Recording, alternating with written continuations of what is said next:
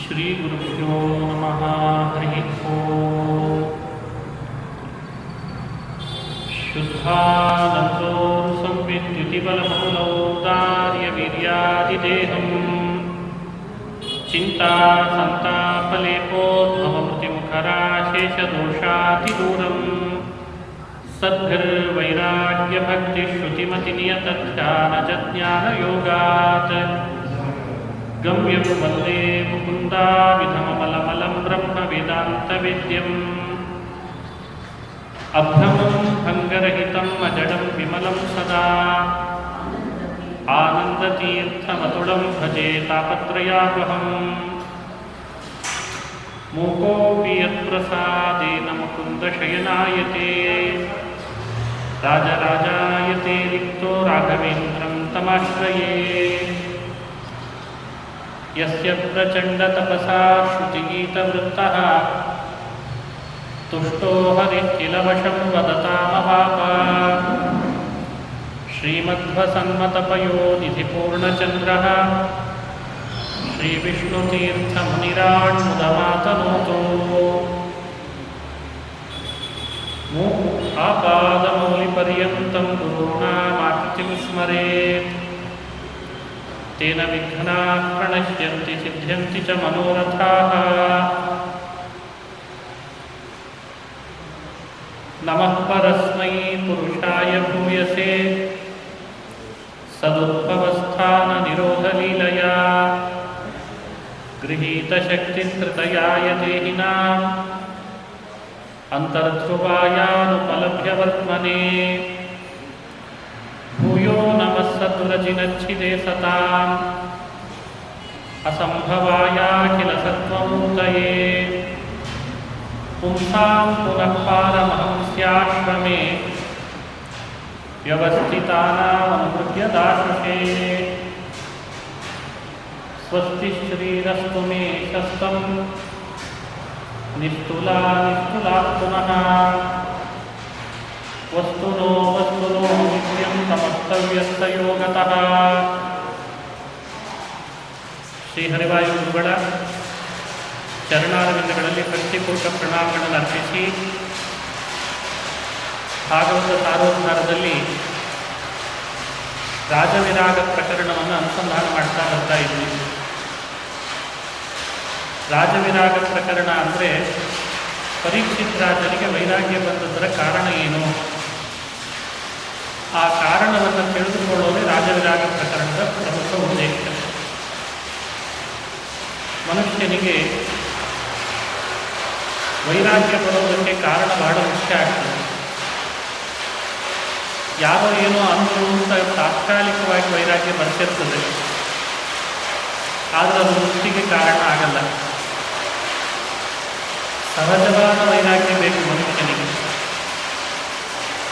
ಒಳಗಿರುವ ವೈರಾಗ್ಯ ಸಹಜವಾದದ್ದು ಅಭಿವ್ಯಕ್ತಾದರೆ ಅದೇ ನಿಜವಾಗಲೂ ಮುಕ್ತಿಗೆ ಕಾರಣ ಆಗ್ತದೆ. ಪರೀಕ್ಷಿತ್ ರಾಜನಿಗೆ ಸಹಜವಾದ ವೈರಾಗ್ಯ ಅದು ಅಭಿವ್ಯಕ್ತ ಆಯಿತು ಅಂತ ಅಭಿಪ್ರಾಯವನ್ನು ಅನುಸಂಧಾನ ಮಾಡ್ತೀವಿ. ಅವನ ಹಿಂದೆಡೆಗೇನೆ ಶುಕಾಚಾರ್ಯರು ಬಂದರು. ಶುಕಮುನಿಗಳ ಆಗಮನವನ್ನು ಶುಕಾಗಮನ ಪ್ರಕರಣ ಅಂತ ವಿವರಣೆ ಮಾಡ್ತಾ, ಶುಕಾಚಾರ್ಯರಿಗೆ ಎರಡು ರೀತಿಯಾದ ಗುರುತ್ವ ಇದೆ. ಒಂದು ಅಂತಸ್ಥಿತ್ವ ಸರ್ವೋಪದೇಶತ್ವ ರೂಪವಾದ ಆಂತರ ಗುರುತ್ವ, ಎರಡು ಬಾಹ್ಯ ಗುರುತ್ವ ಅಂತಾರೆ. ಆ ಎರಡೂ ರೀತಿಯಾದದ್ದನ್ನು ಆಗಮನದಲ್ಲೇ ನಮಗೆ ಹೇಳಿಕೊಟ್ಟಿದೆ.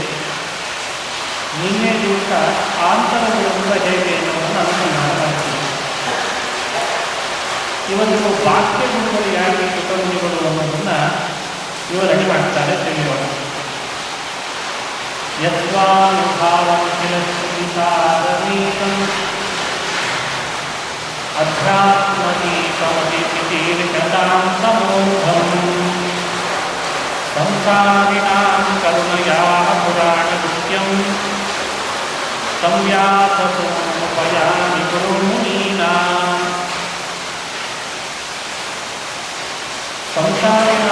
ಕರುಣೆಯ ಪುರಾಣ ರುಚಿಗೆ ಅಂತಂದಿದ್ದಾರೆ ಶುಕಮುನಿಗಳು. ಈ ಪುರಾಣವನ್ನು ಕೇವಲ ಪರೀಕ್ಷಿತರಾಜನಿಗೋಸ್ಕರ ಅಷ್ಟೇ ಹೇಳಿದ್ದಲ್ಲ, ಸಂಸಾರ ಸಾಗರ ದಾಟಬೇಕು ಅಂತ ಹೊರತವರು ಬಹಳ ಜನ ಇದ್ದಾರೆ. ಅವರಿಗೆ ಸರಿಯಾದ ದಾರಿದೀಪ ಇಲ್ಲ. ಈ ಪುರಾಣವೇ ಒಂದು ದಾರಿದೀಪ ಅಂತ ಹೇಳ್ತಾರೆ. ಹಾಗಾಗಿ ಈ ಪುರಾಣ ಸಂಸಾರದಿಂದ ದಾಟಬೇಕು ಅಂತ ಹೊರಟವರಿಗೆ ದಾರಿದೀಪವಾದದ್ದನ್ನು ಎಲ್ಲರ ಮೇಲೆ ಕರುಣೆಯಿಂದ ಉಪದೇಶ ಮಾಡಿದರು. ಹಾಗಾಗಿ ಅವರನ್ನು ಬಾಹ್ಯ ಗುರುಗಳು ಅಂತ ಅನುಸಂಧಾನ ಮಾಡಿರಿ ಅಂತ ಈ ಶ್ಲೋಕಕ್ಕೆ ವಿವರಣೆ ಕೊಡ್ತಾ ಅಖಿಲ ಶ್ರುತಿ ಸಾರಮೇಕಂ ಅಂತಂದದ್ದಕ್ಕೆ ಎಲ್ಲ ಶ್ರುತಿಗಳ ಮುಖ್ಯ ತಾತ್ಪರ್ಯ ವಿಷಯ, ಎಲ್ಲ ಶ್ರುತಿಗಳ ಮುಖ್ಯ ತಾತ್ಪರ್ಯ ವಿಷಯ ಅಂತ ಅರ್ಥ. ಹಾಗಾಗಿ ಭಾಗವತವನ್ನು ಶ್ರವಣ ಮಾಡ್ತಾ ಇದ್ದರೆ ಎಲ್ಲ ಶ್ರುತಿಗಳ ಸಾರ ಏನು ಅನ್ನೋದು ಅನುಸಂಧಾನಕ್ಕೆ ಬರ್ತದೆ. ವೇದಗಳನ್ನು ಅಧ್ಯಯನ ಮಾಡಿ ವೇದಾರ್ಥದಿಂದ ಭಗವಂತನನ್ನು ತಿಳಿಯೋದು ಒಂದು, ಆ ಎಲ್ಲ ವೇದಗಳ ಮುಖ್ಯ ತಾತ್ಪರ್ಯ ಭಗವಂತನನ್ನ ಪುರಾಣವೇ ಹೇಳಿಬಿಡ್ತದೆ, ಭಾಗವತ ಪುರಾಣ. ಹೀಗಾಗಿ ಈ ಪುರಾಣ ಬಹಳ ದೊಡ್ಡ ಪುರಾಣ, ಅದ್ಭುತವಾದ ಪುರಾಣ.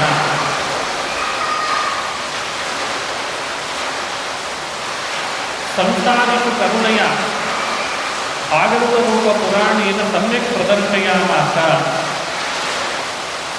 ಸಂಸಾರಿಗಳ ಮೇಲೆ ಕರುಣೆಯಿಂದ ಭಾಗವತ ಪುರಾಣ ರೂಪದಿಂದ ಎಲ್ಲರಿಗೂ ಕೂಡ ಉಪದೇಶ ಮಾಡಿದರು, ತೋರಿಸಿದರು ಆ ಭಗವಂತನ ಮಹಿಮೆಯನ್ನು, ಜ್ಞಾನರೂಪವಾದದನ್ನು.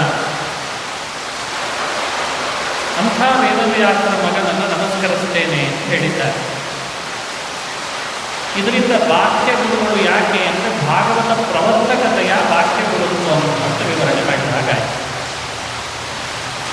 ಭಾಗವತ ಪುರಾಣವನ್ನು ಅವರು ಮೊದಲೇ ಹೇಳಿ ಉಪದೇಶ ಮಾಡಿ ಭೂತ ಪುರಾಣಿಕರಿಗೆ ಮುಂದೆ ಹೀಗೆ ಬೆಳ್ಕೊಂಡು ಹೋಗಲಿ ಅಂತ ಪ್ರವರ್ತಕರಾದರಲ್ಲ, ಹಾಗಾಗಿ ಅವರಿಗೆ ಬಾಹ್ಯ ಗುರುಗಳು.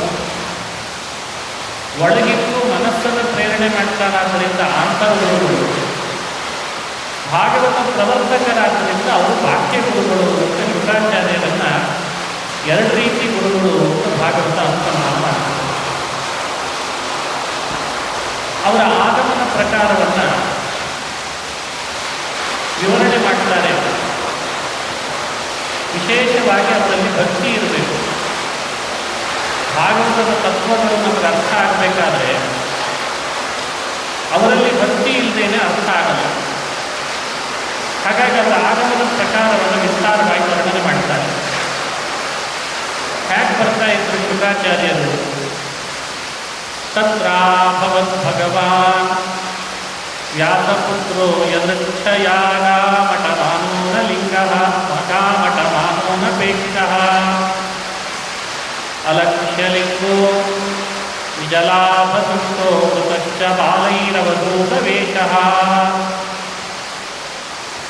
ಇದೆಲ್ಲ ಶುಕಾಚಾರ್ಯರ ಅವರು ಬರುವಾಗ ಅವರ ಚರ್ಯೆ ಹೇಗಿತ್ತು ಅಂತ ವರ್ಣನೆ ಮಾಡುವಂಥ ಮಾತುಗಳು. ವೇದವ್ಯಾಸನ ಮಗನಾದ ಶುಕಮುನಿಗಳು ಯದೃಚ್ಛಯಾಗಾಮಠಮಾನಃ, ಅವರು ಭೂಮಿಯನ್ನು ಯಾವ ಅಪೇಕ್ಷೆಯಿಂದ ಸಂಚಾರ ಮಾಡ್ತಾ ಇದ್ದವರಲ್ಲ, ಯದೃಚ್ಛೆಯ ಸಂಚಾರ ಮಾಡ್ತಾ ಇದ್ದರು. ದೇಹದ ಮೇಲೆ ಅಭಿಮಾನ ಇರಲಿಲ್ಲ, ಪಡಿಬೇಕಾದದ್ದೆಲ್ಲವನ್ನು ಪಡೆದಾಗಿದೆ.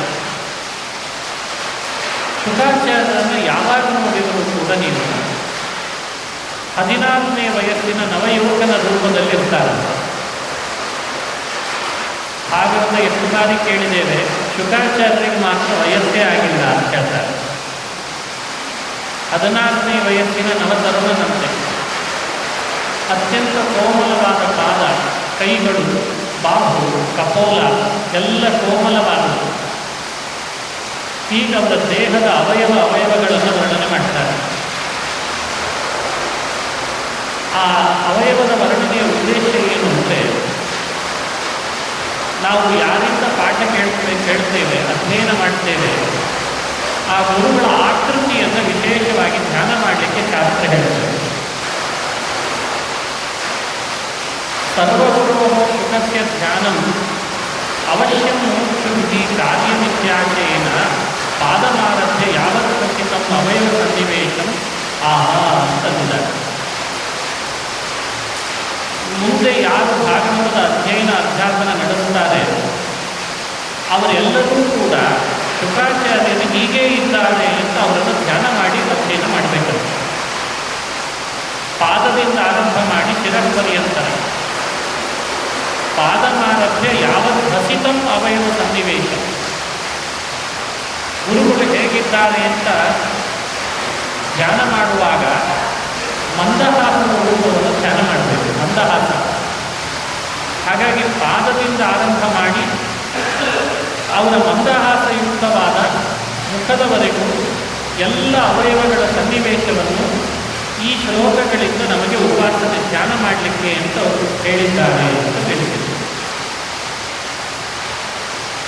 ಸರಿ, ಶುಕಾಚಾರ್ಯರು ಬಂದ ಮೇಲೆ ರಾಜ ಏನು ಮಾಡಿದ? ರಾಜ ಶುಕಮುನಿಗಳು ಬಂದ್ರಲ್ಲ ಅಂತ ಅವರಿಗೆ ಕೊಡಬೇಕಾದಂತಹ ಗೌರವವನ್ನು ಕೊಟ್ಟು ಅವರನ್ನು ಆಸನದಲ್ಲಿ ಕೂರಿಸಿದ ಅಂತ ವಿವರಣೆ ಮಾಡ್ತಾರೆ. ಆಸನದಲ್ಲಿ ಕೂರಿದ ಮೇಲೆ ಅವರನ್ನು ಪ್ರಶ್ನೆ ಮಾಡ್ತಾ ಇದ್ದಾನೆ ಪರೀಕ್ಷಿತ ರಾಜ. ಏನು ಪ್ರಶ್ನೆ ಮಾಡಿದ ಅನ್ನೋದನ್ನು ಸಾರೋದ್ಧಾರಕಾರರು ಅಪೂರ್ವವಾದ ರೀತಿಯಲ್ಲಿ ಸಂಗ್ರಹ ಮಾಡ್ತಾರೆ. ಪರೀಕ್ಷಿತ ರಾಜ ಪ್ರಶ್ನೆ ಮಾಡುವಾಗ ಕೃಷ್ಣನ ಮಹಿಮೆಯನ್ನು ಹೇಳ್ರಿ ಅಂತ ಪ್ರಶ್ನೆ ಮಾಡಿದ್ದಾರೆ. ಆಶ್ಚರ್ಯ ಆಗ್ತದೆ, ಕೃಷ್ಣನ ಮಹಿಮೆ ಹೇಳ್ರಿ ಅಂತ ಇಷ್ಟೇ ನೇರವಾಗಿ ಹೇಳಲಿಲ್ಲ. ಎಂಥ ಕೃಷ್ಣ ಅಂತ ವಿವರಣೆ ಕೊಡುವಾಗ 3 ರೀತಿಯಾಗಿ ಹೇಳ್ತಾರೆ. ಒಂದು, ಹಿಂದೆ ನನ್ನ ಅಜ್ಜಂದರು ಕೌರವರನ್ನ ಯುದ್ಧದಲ್ಲಿ ಗೆದ್ದರು, ಅದೆಲ್ಲ ಶ್ರೀಕೃಷ್ಣನ ಅನುಗ್ರಹದಿಂದ, ಅವ ಮಾಡಿದ ಉಪಕಾರದಿಂದ, ಅಂಥ ಕೃಷ್ಣನ ಮಹಿಮೆ ಹೇಳ್ರಿ ಅಂತ ಒಂದು. ಅಂದರೆ ನನ್ನ ಹಿರಿಯರಿಗೆ ಉಪಕಾರ ಮಾಡಿದ ಕೃಷ್ಣನ ಮಹಿಮೆ ಹೇಳ್ರಿ. 2, ನಾನು ನನ್ನ ತಾಯಿಯ ಗರ್ಭದೊಳಗಿರುವಾಗ ನನ್ನನ್ನು ರಕ್ಷಿಸಿದ್ದು, ನನ್ನ ತಾಯಿಯನ್ನೂ ರಕ್ಷಿಸಿದ್ದು ಅದೇ ಕೃಷ್ಣ. ಹೀಗೆ ನನಗೂ ಅವನ ಉಪಕಾರ ಇದೆ, ಅಂಥ ಕೃಷ್ಣನ ಮಹಿಮೆ ಹೇಳ್ರಿ ಅಂತ ಕೇಳಿದೆ. 3, ಭೂಮಿಯಲ್ಲಿ ಮನುಷ್ಯ ದೇಹ ಪಡ್ಕೊಂಡು ಬಂದರೆ ಎಲ್ಲ ಜೀವರಾಶಿಗಳಿಗೂ ಅವನ ಉಪಕಾರ ಇದೆ. ನನಗಿದೆ, ನಿಮಗಿದೆ, ಅವರಿಗಿದೆ. ದೇವರ ಉಪಕಾರ ಯಾರಿಗಿಲ್ಲ? ವಸುದೇವನ ಮಗನಾದ ಕೃಷ್ಣ ಅಂತಷ್ಟೇ ಅಲ್ಲ. ಇಲ್ಲಿ ಕೃಷ್ಣ ಅಂದರೆ ಜೀವರಾಶಿಗಳ ಒಳಗಿದ್ದು ಜೀವರನ್ನು ಪ್ರೇರಣೆ ಮಾಡುವ ಬಿಂಬರೂಪಿ ಭಗವಂತನನ್ನ ಕೃಷ್ಣ ಅಂತ ತಿಳ್ಕೊಳ್ಳಿ. ನಿಮ್ಮೆಲ್ಲರ ಒಳಗಿರುವ ಆ ಭಗವಂತನ ಮಹಿಮೆಯನ್ನು ಹೇಳ್ರಿ, ಅವನ ಉಪಕಾರ ಪ್ರತಿಯೊಬ್ಬರ ಮೇಲಿದೆ ಅಂತ. ಹೀಗೆ 3 ರೀತಿಯಲ್ಲಿ ಭಗವಂತನ ಮಹಿಮೆ ಹೇಳ್ರಿ ಅಂತ ಪ್ರಾರ್ಥನೆ ಮಾಡಿದ ಅಂತ ವಿವರಣೆ ಮಾಡಿದ್ದಾರೆ. ಅದರಲ್ಲಿ ಮೊದಲನೇ ಪ್ರಾರ್ಥನೆ ಇದೆಯಲ್ಲ, ಅಲ್ಲಿ ಒಂದು ವಿಶೇಷತೆಯನ್ನು ಹೇಳ್ತಾರೆ ಅರಣ್ಯಕಾಚಾರ್ಯ. ಅವರು ಪ್ರಾರ್ಥನೆ ಮಾಡುವಾಗ ಹೀಗೆ ಮಾಡಿದ್ದಂತೆ, ಅದನ್ನು ಹಾಗೆ ಅರ್ಥೈಸಿಕೊಳ್ಬೇಕು. ಕುರುಪಾಂಡವರ ಸೈನ್ಯ ಕುರುಕ್ಷೇತ್ರದಲ್ಲಿ ಜಮಾವಣೆ ಆದಾಗ ಕೌರವರೆಲ್ಲ ಅಧಿರಥ ಮಹಾರಥರಿದ್ದರು. ಅಧಿರಥ ಮಹಾರಥರು ಕೌರವರ ಸೈನ್ಯ ಅಂದರೆ ಸಾಮಾನ್ಯ ಅಲ್ಲ. ದೊಡ್ಡ ತಿಮಿಂಗಿಲುಗಳಿದ್ದ ಹಾಗಿತ್ತು. ಸಮುದ್ರ ಆದಮೇಲೆ ತಿಮಿಂಗಿಲುಗಳು ಬಹಳ ಇರ್ತಾವಲ್ಲ. ಕೌರವರ ಸೈನ್ಯವೇ ಒಂದು ಸಮುದ್ರ. ಅಲ್ಲಿ ಭೀಷ್ಮ, ದ್ರೋಣ, ಕೃಪ, ಅಶ್ವತ್ಥಾಮಾದಿಗಳೆಲ್ಲ ತಿಮಿಂಗಿಲುಗಳಿದ್ದಾಗಿದ್ದರು. ಅದನ್ನು ದಾಟ್ಲಿಕ್ಕೆ ಆಗ್ತಾ ಇರಲಿಲ್ಲ ಸಾಮಾನ್ಯವಾಗಿ. ಅಂಥ ಕೌರವರ ಸೈನ್ಯ ಸಾಗರವನ್ನು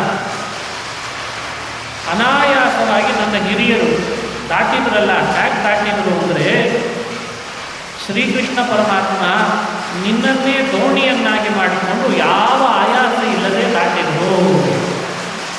ಒಂದು ಸಮುದ್ರ ದಾಟಬೇಕಾದ್ರೆ ದೋಣಿ ಬೇಕಲ್ಲ. ಸಾಮಾನ್ಯವಾಗಿ ಸಮುದ್ರ ದಾಟಬೇಕಾದ್ರೆ ದೋಣಿ ಬೇಕು, ಕೌರವರ ಸೈನ್ಯ ಸಾಗರ ದಾಟಬೇಕಾದ್ರೆ ದೋಣಿ ಬೇಡವೇ?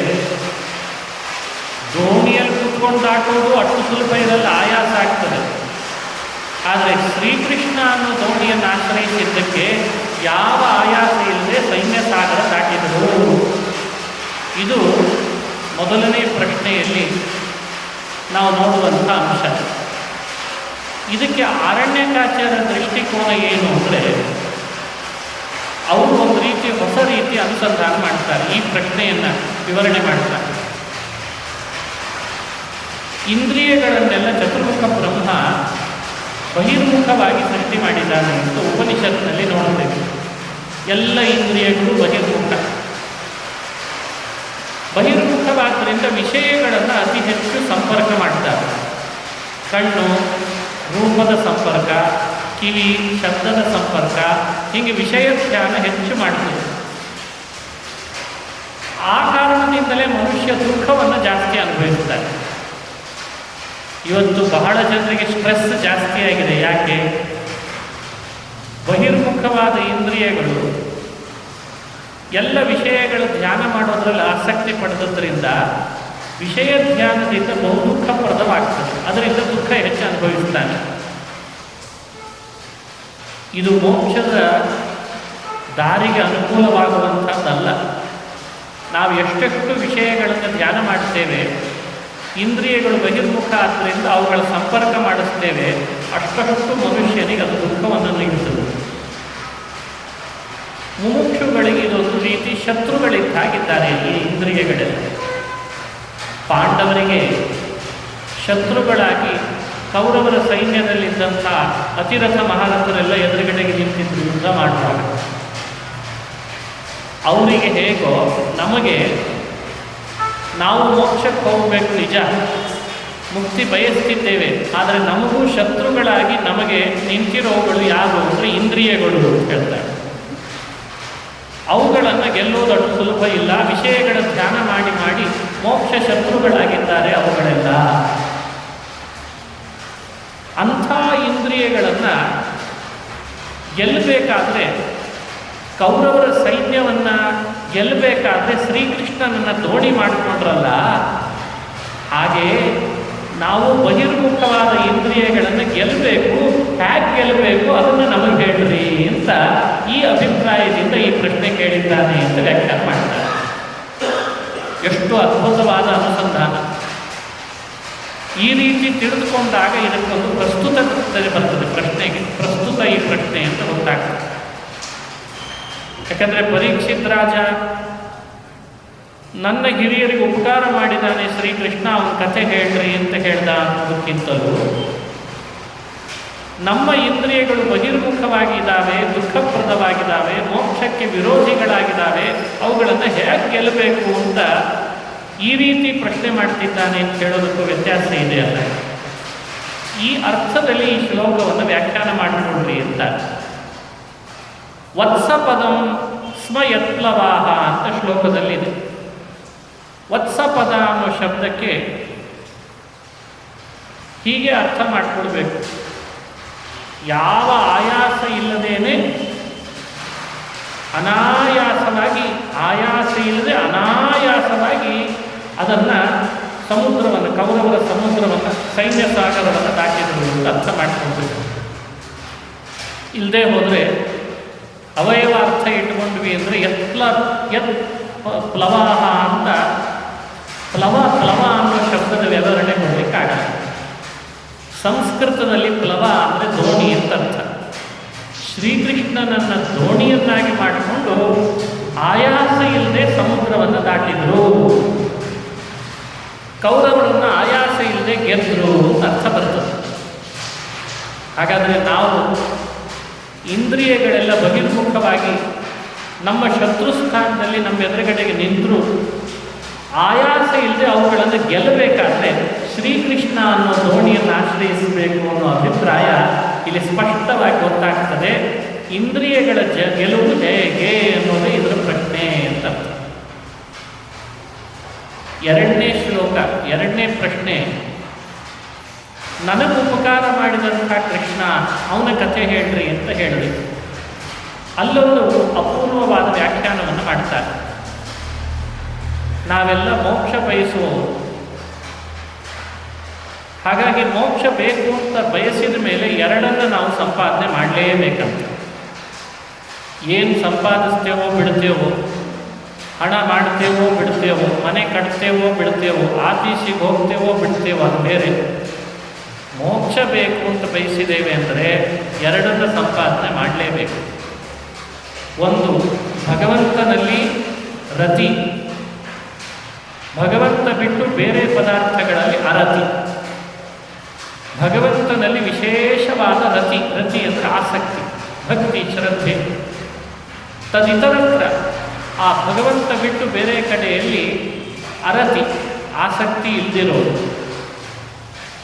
ಈ ಎರಡನ್ನು ನಾವು ಸಂಪಾದನೆ ಮಾಡಬೇಕು. ದೇವರಲ್ಲಿ ಅಟ್ಯಾಚ್ಮೆಂಟು, ದೇವರನ್ನು ಬಿಟ್ಟು ಉಳಿದ ವಿಷಯಗಳಲ್ಲಿ ಡಿಟ್ಯಾಚ್ಮೆಂಟು ಹೇಳ್ತಾರೆ. ಒಂದು ಅಟ್ಯಾಚ್ಮೆಂಟು, ಇನ್ನೊಂದು ಡಿಟ್ಯಾಚ್ಮೆಂಟ್. ಎರಡನ್ನು ಮೋಕ್ಷ ಬಯಸುವನು ಸಂಪಾದಿಸಲೇಬೇಕು. ಇವೆರಡರಲ್ಲಿ ಈ ಡಿಟ್ಯಾಚ್ಮೆಂಟ್ ಇದೆಯಲ್ಲ, ಅಷ್ಟು ಸುಲಭವಾಗಿ ನಮ್ಮಿಂದ ಸಾಧನೆ ಮಾಡಲಿಕ್ಕಾಗಲ್ಲ. ಅದನ್ನು ಮನಸ್ಸಿನಲ್ಲಿ ಇಟ್ಕೊಂಡು ಪರೀಕ್ಷಿತ್ ರಾಜ ಭಗವದ್ ಇತರತ್ರ ಅರತಿಯನ್ನು ಹೇಗೆ ಸಂಪಾದಿಸಬೇಕು ಅನ್ನೋ ಅಭಿಪ್ರಾಯದಿಂದ ಈ ಪ್ರಶ್ನೆಯನ್ನು ಮಾಡಿದ್ದಾನೆ ಹೇಳ್ತಾರೆ. ಭಗವಂತನಲ್ಲಿ ಈ ಪ್ರಶ್ನೆ ಯಾಕೆ ಮಾಡಿದ ಅನ್ನುವಾಗ ಹೀಗೆ ವಿವರಣೆ ಕೊಟ್ಟರು. ಭಗವದ್ ಇತರತ್ರ ವೈರಾಗ್ಯವನ್ನು, ಅರತಿಯನ್ನು ಹೇಗೆ ಸಂಪಾದಿಸಬೇಕು ಅನ್ನೋದು ಹಿಂದಿನ ವಿಷಯದಲ್ಲಿ ತಿಳಿಸಿದರು. ಆದರೆ ಭಗವಂತನಲ್ಲಿ ವಿಶೇಷವಾದ ರತಿಯನ್ನು ಹೇಗೆ ಸಂಪಾದಿಸಬೇಕು ಅನ್ನೋದನ್ನು ಇಟ್ಟುಕೊಂಡು ಈ ಪ್ರಶ್ನೆಯನ್ನು ಮಾಡ್ತಿದ್ದಾನೆ ಅಂತ ವ್ಯಾಖ್ಯಾನ ಮಾಡ್ತಾರೆ. ಭಗವಂತನಲ್ಲಿ ರತಿ, ಆಸಕ್ತಿ ಸಂಪಾದಿಸಬೇಕಾದ್ರೆ ನಮಗೆ ಭಗವಂತ ಮಾಡುವ ಉಪಕಾರದ ಸ್ಮರಣೆಯನ್ನು ಹೆಚ್ಚು ಮಾಡಬೇಕಂತ. ನಾವು ದೇವರ ಬಗ್ಗೆ ಉಪಕಾರದ ಸ್ಮರಣೆ ಹೆಚ್ಚು ಮಾಡ್ತಾ ಇದ್ದರೆ ದೇವರಲ್ಲಿ ಆಸಕ್ತಿ ಹೆಚ್ಚು ಹೋಗ್ತದೆ. ನಮಗೆ ಯಾರು ಹೆಚ್ಚು ಉಪಕಾರ ಮಾಡಿರ್ತಾರೆ ಅದರ ಸ್ಮರಣೆ ಬಂದಾಗ ಅವ್ರ ಬಗ್ಗೆ ನಮಗೊಂದು ವಿಶೇಷ ಶ್ರದ್ಧೆ ಬರ್ತದೋ ಇಲ್ಲ, ಸ್ನೇಹ ಉಂಟಾಗ್ತದೋ ಇಲ್ಲ. ಹಾಗೆ ಅತ್ರ ಪುನರ್ಭಗವತಿ ರತಿಕಥಮಿತಿ ಭಾವೇನ ಸ್ವಸ್ಯೈವ ಉಪಕೃತಿ, ನನಗೇ ಉಪಕಾರ ಮಾಡಿದ್ದಾನೆ, ಉಪಕೃತಿ ಕರ್ತೃತೆಯ ತಮಸ್ತೌತಿ, ನನಗೆ ಉಪಕಾರ ಮಾಡಿದ್ದಾನೆ ಭಗವಂತ ಅಂತ ಆ ಅಭಿಪ್ರಾಯದಿಂದ ದೇವರನ್ನು ಸ್ತೋತ್ರ ಮಾಡಿದ ಹೇಳ್ತಾರೆ. ಈ ವಿಷಯ ಬಹಳ ಪ್ರಸಿದ್ಧ. ಪರೀಕ್ಷಿತ್ ರಾಜ ಗರ್ಭದೊಳಗಿರುವಾಗಲೇ ಅಶ್ವತ್ಥಾಮ ಅಸ್ತ್ರಗಳನ್ನು ಪ್ರಯೋಗ ಮಾಡಿದ. ಪಾಂಡವರ ಮೇಲೂ ಅಸ್ತ್ರ ಪ್ರಯೋಗ ಆಗಿದೆ. ತಾಯಿ ಗರ್ಭದೊಳಗಿರುವ ಪರೀಕ್ಷಿತನ ಮೇಲೆ, ತಾಯಿಯ ಮೇಲೆ ಅಶ್ವತ್ಥಾಮನ ಅಸ್ತ್ರ ಬಂತು.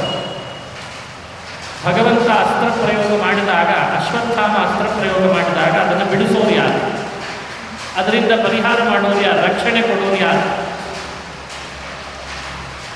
ಉತ್ತರಾದೇವಿ ಶ್ರೀಕೃಷ್ಣ ದ್ವಾರಕ್ಕೆ ಹೊರಟು ನಿಂತಿದ್ದಾನೆ ಹಸ್ತಿನಾವತಿಯಿಂದ ಅಂತ ತಿಳಿದು ಓಡೋಡಿ ಬಂದು ಕೃಷ್ಣನನ್ನು ಶರಣ ಅಂತ. ಶ್ರೀಕೃಷ್ಣ, ಗರ್ಭದೊಳಗೆ ಬೆಳೀತಾ ಇರುವಂಥ ಮಗುವನ್ನು ನೀನೇ ರಕ್ಷಣೆ ಮಾಡಬೇಕು. ಆಗ ಭಗವಂತ ಗರ್ಭದಲ್ಲಿ ಪ್ರವೇಶ ಮಾಡಿದ.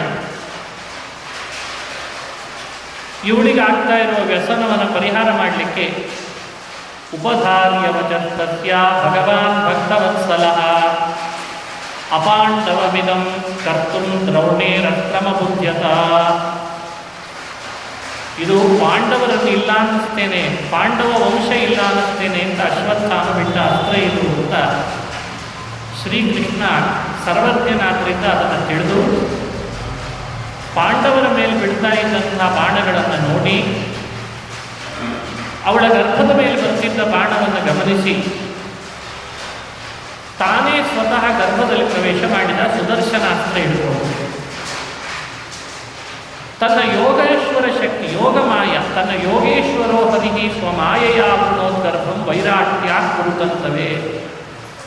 ಭಗವಂತ ತನ್ನ ಮಾಯಾದಿಂದ ಗರ್ಭವನ್ನೆಲ್ಲ ಸುತ್ತುವರೆದು ಆ ಅಸ್ತ್ರ ಗರ್ಭದೊಳಗಿರುವ ಮಗುವಿಗೆ ಏನೂ ಮಾಡದಂತೆ ರಕ್ಷಣೆ ಮಾಡಿಬಿಟ್ಟ. ಆ್ಯಕ್ಚುಲಿ ವಾಸ್ತವ ವಿಚಾರ ಮಾಡಿದರೆ ಬ್ರಹ್ಮಾಸ್ತ್ರ ಅನ್ನೋದು ಯಾವತ್ತೂ ವ್ಯರ್ಥ ಆಗಲ್ಲ ಅಂತ ಅದರದ್ದೊಂದು ಮಹತ್ವ ಇದೆ. ಬ್ರಹ್ಮಾಸ್ತ್ರದ ಶಕ್ತಿ ಅರ್ಥ ಅದು. ಒಂದು ಬಾರಿ ಸಂಕಲ್ಪ ಮಾಡಿ ಅದನ್ನು ಬಿಟ್ಟರು ಅಂದರೆ ಅದು ಆ ಗುರಿ ಮುಟ್ಟಲೇಬೇಕು, ಆ ಕೆಲಸ ಅದು ಮಾಡಲೇಬೇಕಂತೆ. ಮನುಷ್ಯ ತಯಾರು ಮಾಡಿರುವ ಅಸ್ತ್ರಗಳೇ ಯಾವ ಥರ ಇದ್ದಾವೆ ನೋಡ್ತಾ ಇದ್ದೀರಲ್ಲ, ಮೊನ್ನೆ ನೋಡಿದ್ರಲ್ಲ, ಇದೆಲ್ಲ ಮನುಷ್ಯ ತಯಾರು ಮಾಡಿರುವ ಅಸ್ತ್ರಗಳು. ಇವುಗಳಿಗೆ ಇಷ್ಟು ಶಕ್ತಿ ಇದೆ ಅಂದರೆ ನೀನು ಬ್ರಹ್ಮಾಸ್ತ್ರಕ್ಕೆ ಎಷ್ಟು ಶಕ್ತಿ ಇರಬೇಡ. ಅಮೋಘವಾದ ಅಸ್ತ್ರ, ಅದು ವ್ಯರ್ಥ ಆಗಲ್ಲ. ಆದರೆ ಭಗವಂತ ಬ್ರಹ್ಮಾಸ್ತ್ರದ ಶಕ್ತಿ ಅಮೋಘವಾದರೂ ತನ್ನ ವೈಷ್ಣವಾಸ್ತ್ರ, ತನ್ನದೇ ಆದ ವೈಷ್ಣವ ಶಕ್ತಿ ಅಂದರೆ ಸುದರ್ಶನ ಚಕ್ರದಿಂದ ಏನಾದರೂ ಪರವಾಗಿಲ್ಲ ಪಾಂಡವರ ಸಂತತಿಯನ್ನು ಉಳಿಸ್ತೇನೆ ಅಂತ ಸಂಕಲ್ಪ ಮಾಡಿ ಬ್ರಹ್ಮಾಸ್ತ್ರವನ್ನು ಕೂಡ ಮೋಹಗೊಳಿಸಿಬಿಟ್ಟರು, ಶಮನ ಮಾಡಿಬಿಟ್ಟರು. ಈ ಚರಿತ್ರೆಯನ್ನು ಯಾಕೆ ಹೇಳ್ತಿದ್ದಾರೆ ಅನ್ನೋದು ಇಲ್ಲೇ ಅರ್ಥ ಆಗ್ತದೆ. ಲೋಕದಲ್ಲಿ ಎಲ್ಲ ಅಸ್ತ್ರಗಳು ವ್ಯರ್ಥ ಆಗದೇ ಇರೋ ಹಾಗೆ ಇರ್ಬೋದು, ಬ್ರಹ್ಮಾಸ್ತ್ರ ಎಲ್ಲ ಅಸ್ತ್ರಕ್ಕಿಂತ ಮಿಗಿಲಾದದ್ದಿರ್ಬೋದು. ಆದರೆ ನನ್ನ ಶಕ್ತಿಯ ಮುಂದೆ ಬ್ರಹ್ಮಾಸ್ತ್ರವು ಕೂಡ ಏನಲ್ಲ ಅಂತ ತನ್ನ ಅಘಟಿತ ಘಟನಾ ಶಕ್ತಿಯನ್ನು ಜಗತ್ತಿಗೆ ಪ್ರಕಟ ಮಾಡಬೇಕಾಗಿದೆ. ಯಾಕಂದರೆ ಬಹಳ ಜನ ಮಾತಾಡ್ತಿರ್ತಾರೆ, ಸಮಸ್ಯೆ ಯಾಕೆ ಬರ್ತಾ ಇದೆ, ಅದೆಲ್ಲ ನಮ್ಮ ಕರ್ಮರಿ, ಕರ್ಮದಿಂದ ಬಹಳ ಸಮಸ್ಯೆ ಅನುಭವಿಸ್ತಿದ್ದೇವೆ. ರೋಗ ರುಜಿನ, ಕೌಟುಂಬಿಕವಾದ ಸಮಸ್ಯೆ, ಸಾಮಾಜಿಕವಾಗಿ ಆಫೀಸ್ನಲ್ಲಿ. ಯಾಕೆ? ಕರ್ಮ ಆದಮೇಲೆ ಫಲ ಕೊಡೋದೇ, ಪ್ರಾರಬ್ಧ ಬಿಡಲ್ಲ. ಇದೇ ತಾನೇ ಎಲ್ಲರದ್ದು ಉತ್ತರ. ದಾರ್ಶನಿಕರು ಈ ಉತ್ತರಕ್ಕೆ ಮಾರು ಹೋಗಿದ್ದಾರೆ. ಸಮಾಜದಲ್ಲಿರುವ ಅಜ್ಞ ಜನರಿಗೆ ಈ ಉತ್ತರ ಹಿಡಿಸಲ್ವೇ? ಮತ್ತೆ ಮಾತೆತ್ತಿದ್ರೆ ಕರ್ಮ, ಅದು ಫಲ ಕೊಡೋದೇ. ಏನಾದರೂ ಪರವಾಗಿಲ್ಲ, ಅದು ಫಲ ಕೊಡೋದೇ. ಆದರೆ ಶಾಸ್ತ್ರ ಹೇಳ್ತದೆ, ಕರ್ಮದ ಶಕ್ತಿಯನ್ನು ಮೀರಿದ ಶಕ್ತಿ ಭಗವಂತ ಇದ್ದಾನೆ. ಅದನ್ನು ಜಗತ್ತಿಗೆ ಅರ್ಥ ಮಾಡಿಸ್ಬೇಕಾಗಿದೆ. ಬ್ರಹ್ಮಾಸ್ತ್ರದ ಶಕ್ತಿ ಅಮೋಘ ಆದರೂ ಭಗವಂತನ ಶಕ್ತಿ ಅದನ್ನು ಶಮನ ಮಾಡಿತು ಅನ್ನೋ ಈ ಸಂದರ್ಭವನ್ನು ನಮಗೆ ಉಪದೇಶ ಮಾಡಿ, ಅಯ್ಯ ಜೀವ, ನೀನು ಎಂಥ ಪಾಪಕರ್ಮನೇ ಮಾಡಿರ್ಬೋದು, ಎಂಥ ಪ್ರಾರಬ್ಧನೇ ನಿನಗಿರ್ಬೋದು, ಆದರೆ ಕರ್ಮ ಜಡವಾದದ್ದು. ಆ ಜಡವಾದ ಕರ್ಮಕ್ಕೆ ಎಲ್ಲವನ್ನು ಕೊಡೋ ಶಕ್ತಿ ಇದೆ ಅಂತ ಅನ್ಕೊಳ್ಬೇಡ. ಪರಮಚೇತನ ಭಗವಂತ ಮನಸ್ಸು ಮಾಡಿದರೆ ಅದನ್ನೂ ಶಮನಗೊಳಿಸಬಲ್ಲ. ಇದನ್ನು ಇಲ್ಲಿ ನಮಗೆ ಅರ್ಥ ಮಾಡಿಸಿ ಹೇಳಬೇಕಾಗಿದೆ. ಬಾ ಶರಣು ಬಾ, ದೇವರಿಗೆ ಶರಣು ಬಾ, ಉತ್ತರೇ ಶರಣು ಬಂದಂತೆ ಬಾ. ಪಾಂಡವರು ದೇವರಲ್ಲಿ ಮಾಡಿದ ಶ್ರದ್ಧೆ ಮಾಡಿದಂತೆ ಮಾಡು. ನಿನ್ನ ಮುಂದೆ ಯಾವುದಾದ್ರೂ ಬ್ರಹ್ಮಾಸ್ತ್ರದಂತಹ ಪ್ರಾರಬ್ಧ ಕರ್ಮ ಏನಾದರೂ ನಿನ್ನನ್ನು ಅಟ್ಟಿಸ್ಕೊಂಡು ಬರ್ತಿದ್ರೆ ಅವತ್ತು ಅಸ್ತ್ರವನ್ನು ಶಮನ ಮಾಡಿದಂತೆ ಇವತ್ತೂ ನಿನ್ನ ಮುಂದೆ ಅಸ್ತ್ರವನ್ನು ಶಮನ ಮಾಡ್ತೇನೆ. ಈ ಮಹಿಮೆಯನ್ನು ಭಗವಂತ ಇಲ್ಲಿ ಪ್ರಕಟಪಡಿಸಿಬಿಟ್ಟ. ಅಂಗುಷ್ಠ ಮಾತ್ರನಾದ ಶ್ರೀಹರಿ ಆ ಗರ್ಭದೊಳಗೆ ಪ್ರವೇಶಿಸಿ ಸುತ್ತಲೂ ಮಗುವಿನ ಸುತ್ತಲೂ ತಿರುಗಿ 4 ಭುಜದವನಾಗಿ 4 ಭುಜದಿಂದ ಆಯುಧಗಳನ್ನು ಧರಿಸಿ ಕೈಯಲ್ಲಿ ಗದೆಯಿಂದ ಸುದರ್ಶನದಿಂದ ಶಂಖದಿಂದ ತಿರುಗಿಸಿ ಬ್ರಹ್ಮಾಸ್ತ್ರವನ್ನು ಒಳಬರದಂತೆ ನೀಹಾರವಿವ ಭೂಪತಿ, ಸೂರ್ಯ ತನ್ನ ಕಿರಣದಿಂದ ಕತ್ತಲನ್ನು ಓಡಿಸಿದ ಹಾಗೆ ಬ್ರಹ್ಮಾಸ್ತ್ರವನ್ನು ದೇವರು ಓಡಿಸ್ತಿದ್ದಾನೆ. ಅವನು ಓಡಿಸ್ತಿದ್ದದ್ದನ್ನು ಪರೀಕ್ಷಿತ್ ರಾಜ ನೋಡ್ತಿದ್ದಾನೆ. ಗರ್ಭದಲ್ಲಿ ಯಾವ ಕ್ಯಾಮ್ರಾ ಇಡ್ಲಿಕ್ಕೆ ಸಾಧ್ಯವಿದೆ? ಭಗವಂತ ಅದನ್ನು ತೋರಿಸಿದ. ವಿಧೂಯತದ ಮೇ ಆತ್ಮ ಭಗವಾನ್ ವಿಶ್ವಭುವಿಭು ಮಿಷತೋ ದಶಮಾಸಸ್ಯ ತತ್ರೈವಾಂತರ್ದಧೇಹನಿ. 10 ತಿಂಗಳು ದಶಮಾಸಸ್ಯ ತತ್ರೈವಾಂತರ್ದಧೇಹನಿ. 10ನೇ ತಿಂಗಳಿಗೆ ಭಗವಂತ ಅವನಿಗೆ ರಕ್ಷಣೆ ನೀಡಿ ಬ್ರಹ್ಮಾಸ್ತ್ರವನ್ನು ಶಮನ ಮಾಡಿ ಆಮೇಲೆ ತಾನು ಅಂತರ್ಧಾನನಾದ ಅನ್ನೋ ಕಥೆ ಭಾಗವತದಲ್ಲಿ ಬಂದಿದೆ. ಈ ಕಥೆ ಬಂದದ್ರಿಂದ ಇದನ್ನು ಅರ್ಥೈಸಿಕೊಳ್ಳುವಾಗ ನಾವು ಪರೀಕ್ಷಿತ್ ರಾಜ ಹೇಳ್ತಾನೆ, ಎಲ್ಲ ನೆನಪಿಸ್ಕೊಂಡು ಇಂಥ ಕೃಷ್ಣ ನನ್ನನ್ನು ಗರ್ಭದಲ್ಲಿ ರಕ್ಷಿಸಿದ ಬ್ರಹ್ಮಾಸ್ತ್ರದಿಂದ, ನಮ್ಮ ಅಮ್ಮನನ್ನು ರಕ್ಷಿಸಿದ ಬ್ರಹ್ಮಾಸ್ತ್ರದಿಂದ, ನನ್ನ ಹಿರಿಯರಾದ ಪಾಂಡವರನ್ನು ಬ್ರಹ್ಮಾಸ್ತ್ರದಿಂದ ರಕ್ಷಿಸಿದ, ಇಷ್ಟು ಅಘಟಿತ ಘಟನಾ ಶಕ್ತಿ ತೋರಿಸಿದ ಕೃಷ್ಣ, ಇಷ್ಟು ನನ್ನ ಮೇಲೆ ಉಪಕಾರ ಮಾಡಿದ ಕೃಷ್ಣ, ಅವನ ಬಗ್ಗೆ ಅಲ್ಲದೆ ಇನ್ಯಾರ ಬಗ್ಗೆ ಕೇಳಬೇಕು? ಅವನ ಕಥೆ ಹೇಳ್ರಿ, ಅವನ ಮಹಿಮೆ ಹೇಳ್ರಿ ಅಂತ. ಈ ಅಂಶವನ್ನು ನಮಗಿಲ್ಲಿ ಅರಣ್ಯಕಾಚಾರ್ಯರು ಇದು ಎರಡನೇ ಅಂಶ, ಎರಡನೇ ಪಾಯಿಂಟ್ ಇದು ಅವನು ಪ್ರಶ್ನೆ ಮಾಡುವಾಗ ಅಂತ ತಿಳಿಸಿದರು.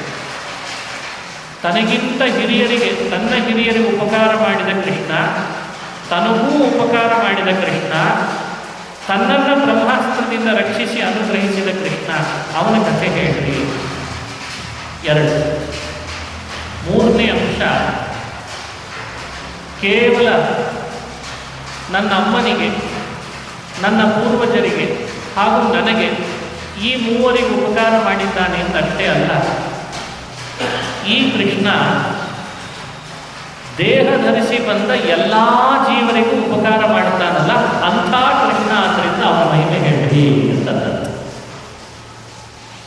ದೇಹಧಾರಿಣಾಂ ಸರ್ವೇಷಾಮಪಿ ತೇನ ಉಪಕಾರ ಕೃತಃ. ದೇಹ ಧರಿಸಿ ಬಂದ ಪ್ರತಿಯೊಬ್ಬರಿಗೂ ಭಗವಂತ ಉಪಕಾರ ಮಾಡ್ತಾನೆ. ಅಂಥ ಭಗವಂತ ಅವನು ನಿಜವಾಗಲೂ ನಮ್ಮೆಲ್ಲರನ್ನ ಕಾಯುವ ರಕ್ಷಕ, ಅವನ ಮಹಿಮೆ ಹೇಳ್ರಿ.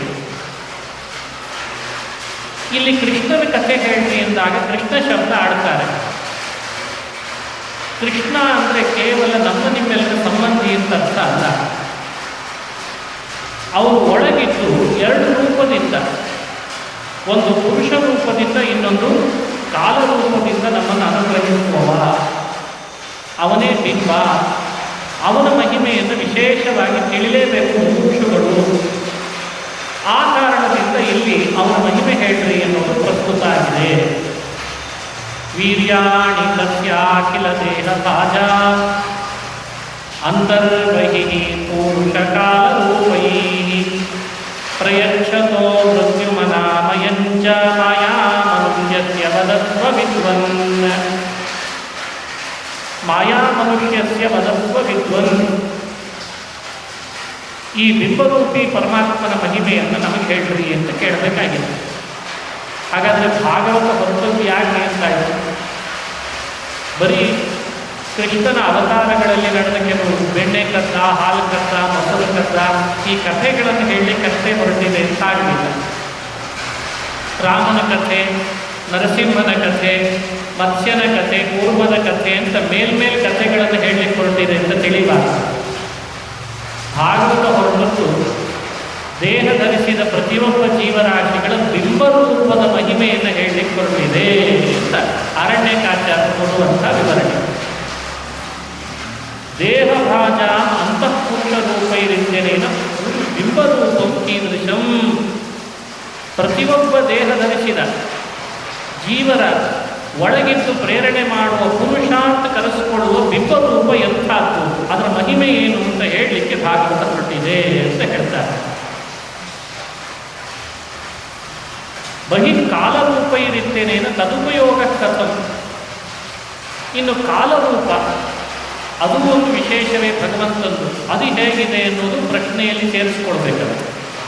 ಕಾಲರೂಪದ ಕಾರ್ಯ, ಕಾಲರೂಪ ಹೇಗಿದೆ, ಪುರುಷ ರೂಪ ಒಳಗಿರುವ ಬಿಂಬ ಅದು ಹೇಗಿದೆ, ಅದರ ಬಗ್ಗೆ ವಿವರಣೆ ಕೊಡ್ರಿ ಅಂತ ಹೇಳೋದೇ ಪರೀಕ್ಷಿತ್ ರಾಜ ಶುಕಮುನಿಗಳನ್ನು ಪ್ರಶ್ನಿಸುವುದ ಉದ್ದೇಶ ಅಂತ ವಿವರಣೆ ಮಾಡ್ತಾರೆ. ಇದು ವಿಶೇಷವಾದ ಪ್ರಶ್ನೆ.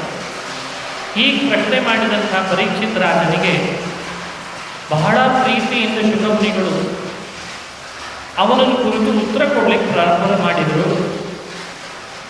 ಅದನ್ನೇ ಶೌನಕರಿಗೆ ಸೌತರು ಕೂಡ ಭಾಗವತ ಅಂತ ಉಪದೇಶ ಮಾಡಿದರು. ಇಲ್ಲಿಗೆ ಶುಕ ಆಗಮನ ಪ್ರಕರಣ ಮುಕ್ತಾಯ ಆಗ್ತದೆ. 3 ಪ್ರಕರಣ ಆದಮೇಲೆ 4ನೇ ಪ್ರಕರಣ ಶುಕಾಚಾರ್ಯರು ಪರೀಕ್ಷಿತ್ ರಾಜನಿಗೆ ಭಾಗವತ ಹೇಳಲಿಕ್ಕೆ ಪ್ರಾರಂಭ ಮಾಡಿದಾಗ ಏನು ವಿಷಯವನ್ನು ಹೇಳಿದರು? ಬಹಳ ವಿಷಯಗಳನ್ನು ಹೇಳಿದ್ದಾರೆ. ಆ ಬಹಳ ವಿಷಯಗಳನ್ನು ಈ ಕೂಡಲೇ ಹೇಳಲಿಕ್ಕೆ ಶುರು ಮಾಡಿದರೆ ಕೇಳುವವರಿಗೆ ಅದರಲ್ಲಿ ಆದರ ಹುಟ್ಟಲ್ಲ, ಅದು ಸಮಸ್ಯೆ. ಕೇಳುವವರಿಗೆ ಆದರ ಹುಟ್ಟಬೇಕಾದ್ರೆ ಭಗವಂತನ ಕಥಾಶ್ರವಣದಿಂದ ಎಷ್ಟು ಲಾಭ ಇದೆ ಅಂತ ಮೊದಲು ಹೇಳಬೇಕು. ದೇವರ ಕಥೆ ಶ್ರವಣ ಮಾಡಿದಾಗ ಏನೆಲ್ಲ ಲಾಭ ಆಗ್ತದೆ, ಬಹಳ ಫಲ ಇದೆ ಅಂದಾಗ ಅಲ್ಲೆಲ್ಲ ಆದರೂ ಅದಕ್ಕೆ ಮೊದಲು ಅದನ್ನು ವಿವರಣೆ ಮಾಡ್ತಾರೆ. ಶ್ರೀಹರಿಕಥಾ ಶ್ರವಣಾದೇ ಮಹತ್ಫಲಂ ತಾವತಾಹ. ಏನು ಫಲ, ಮಹಾಫಲ ಏನು? ದೇವರ ಕಥಾಶ್ರವಣ ಮಾಡಿದ್ದು. ಪಿಬಂತಿಯೇ ಭಗವತಾತ್ಮನಃ ಸತಾಂ ಕಥಾಮೃತಂ ಶ್ರವಣಪುಟೇಷು ಸಂಹೃತಂ. ನೋಡಿ, ಇಲ್ಲಿಂದ ಪ್ರಾರಂಭ ಆಯಿತು. ಇದು 4ನೇ ಪ್ರಕರಣ. ಇದನ್ನು ಸಂಕ್ಷಿಪ್ತ ಶಾಸ್ತ್ರಾರ್ಥ ಪ್ರಕರಣ ಅಂತ ತಿಳಿಸಿದ್ದಾರೆ.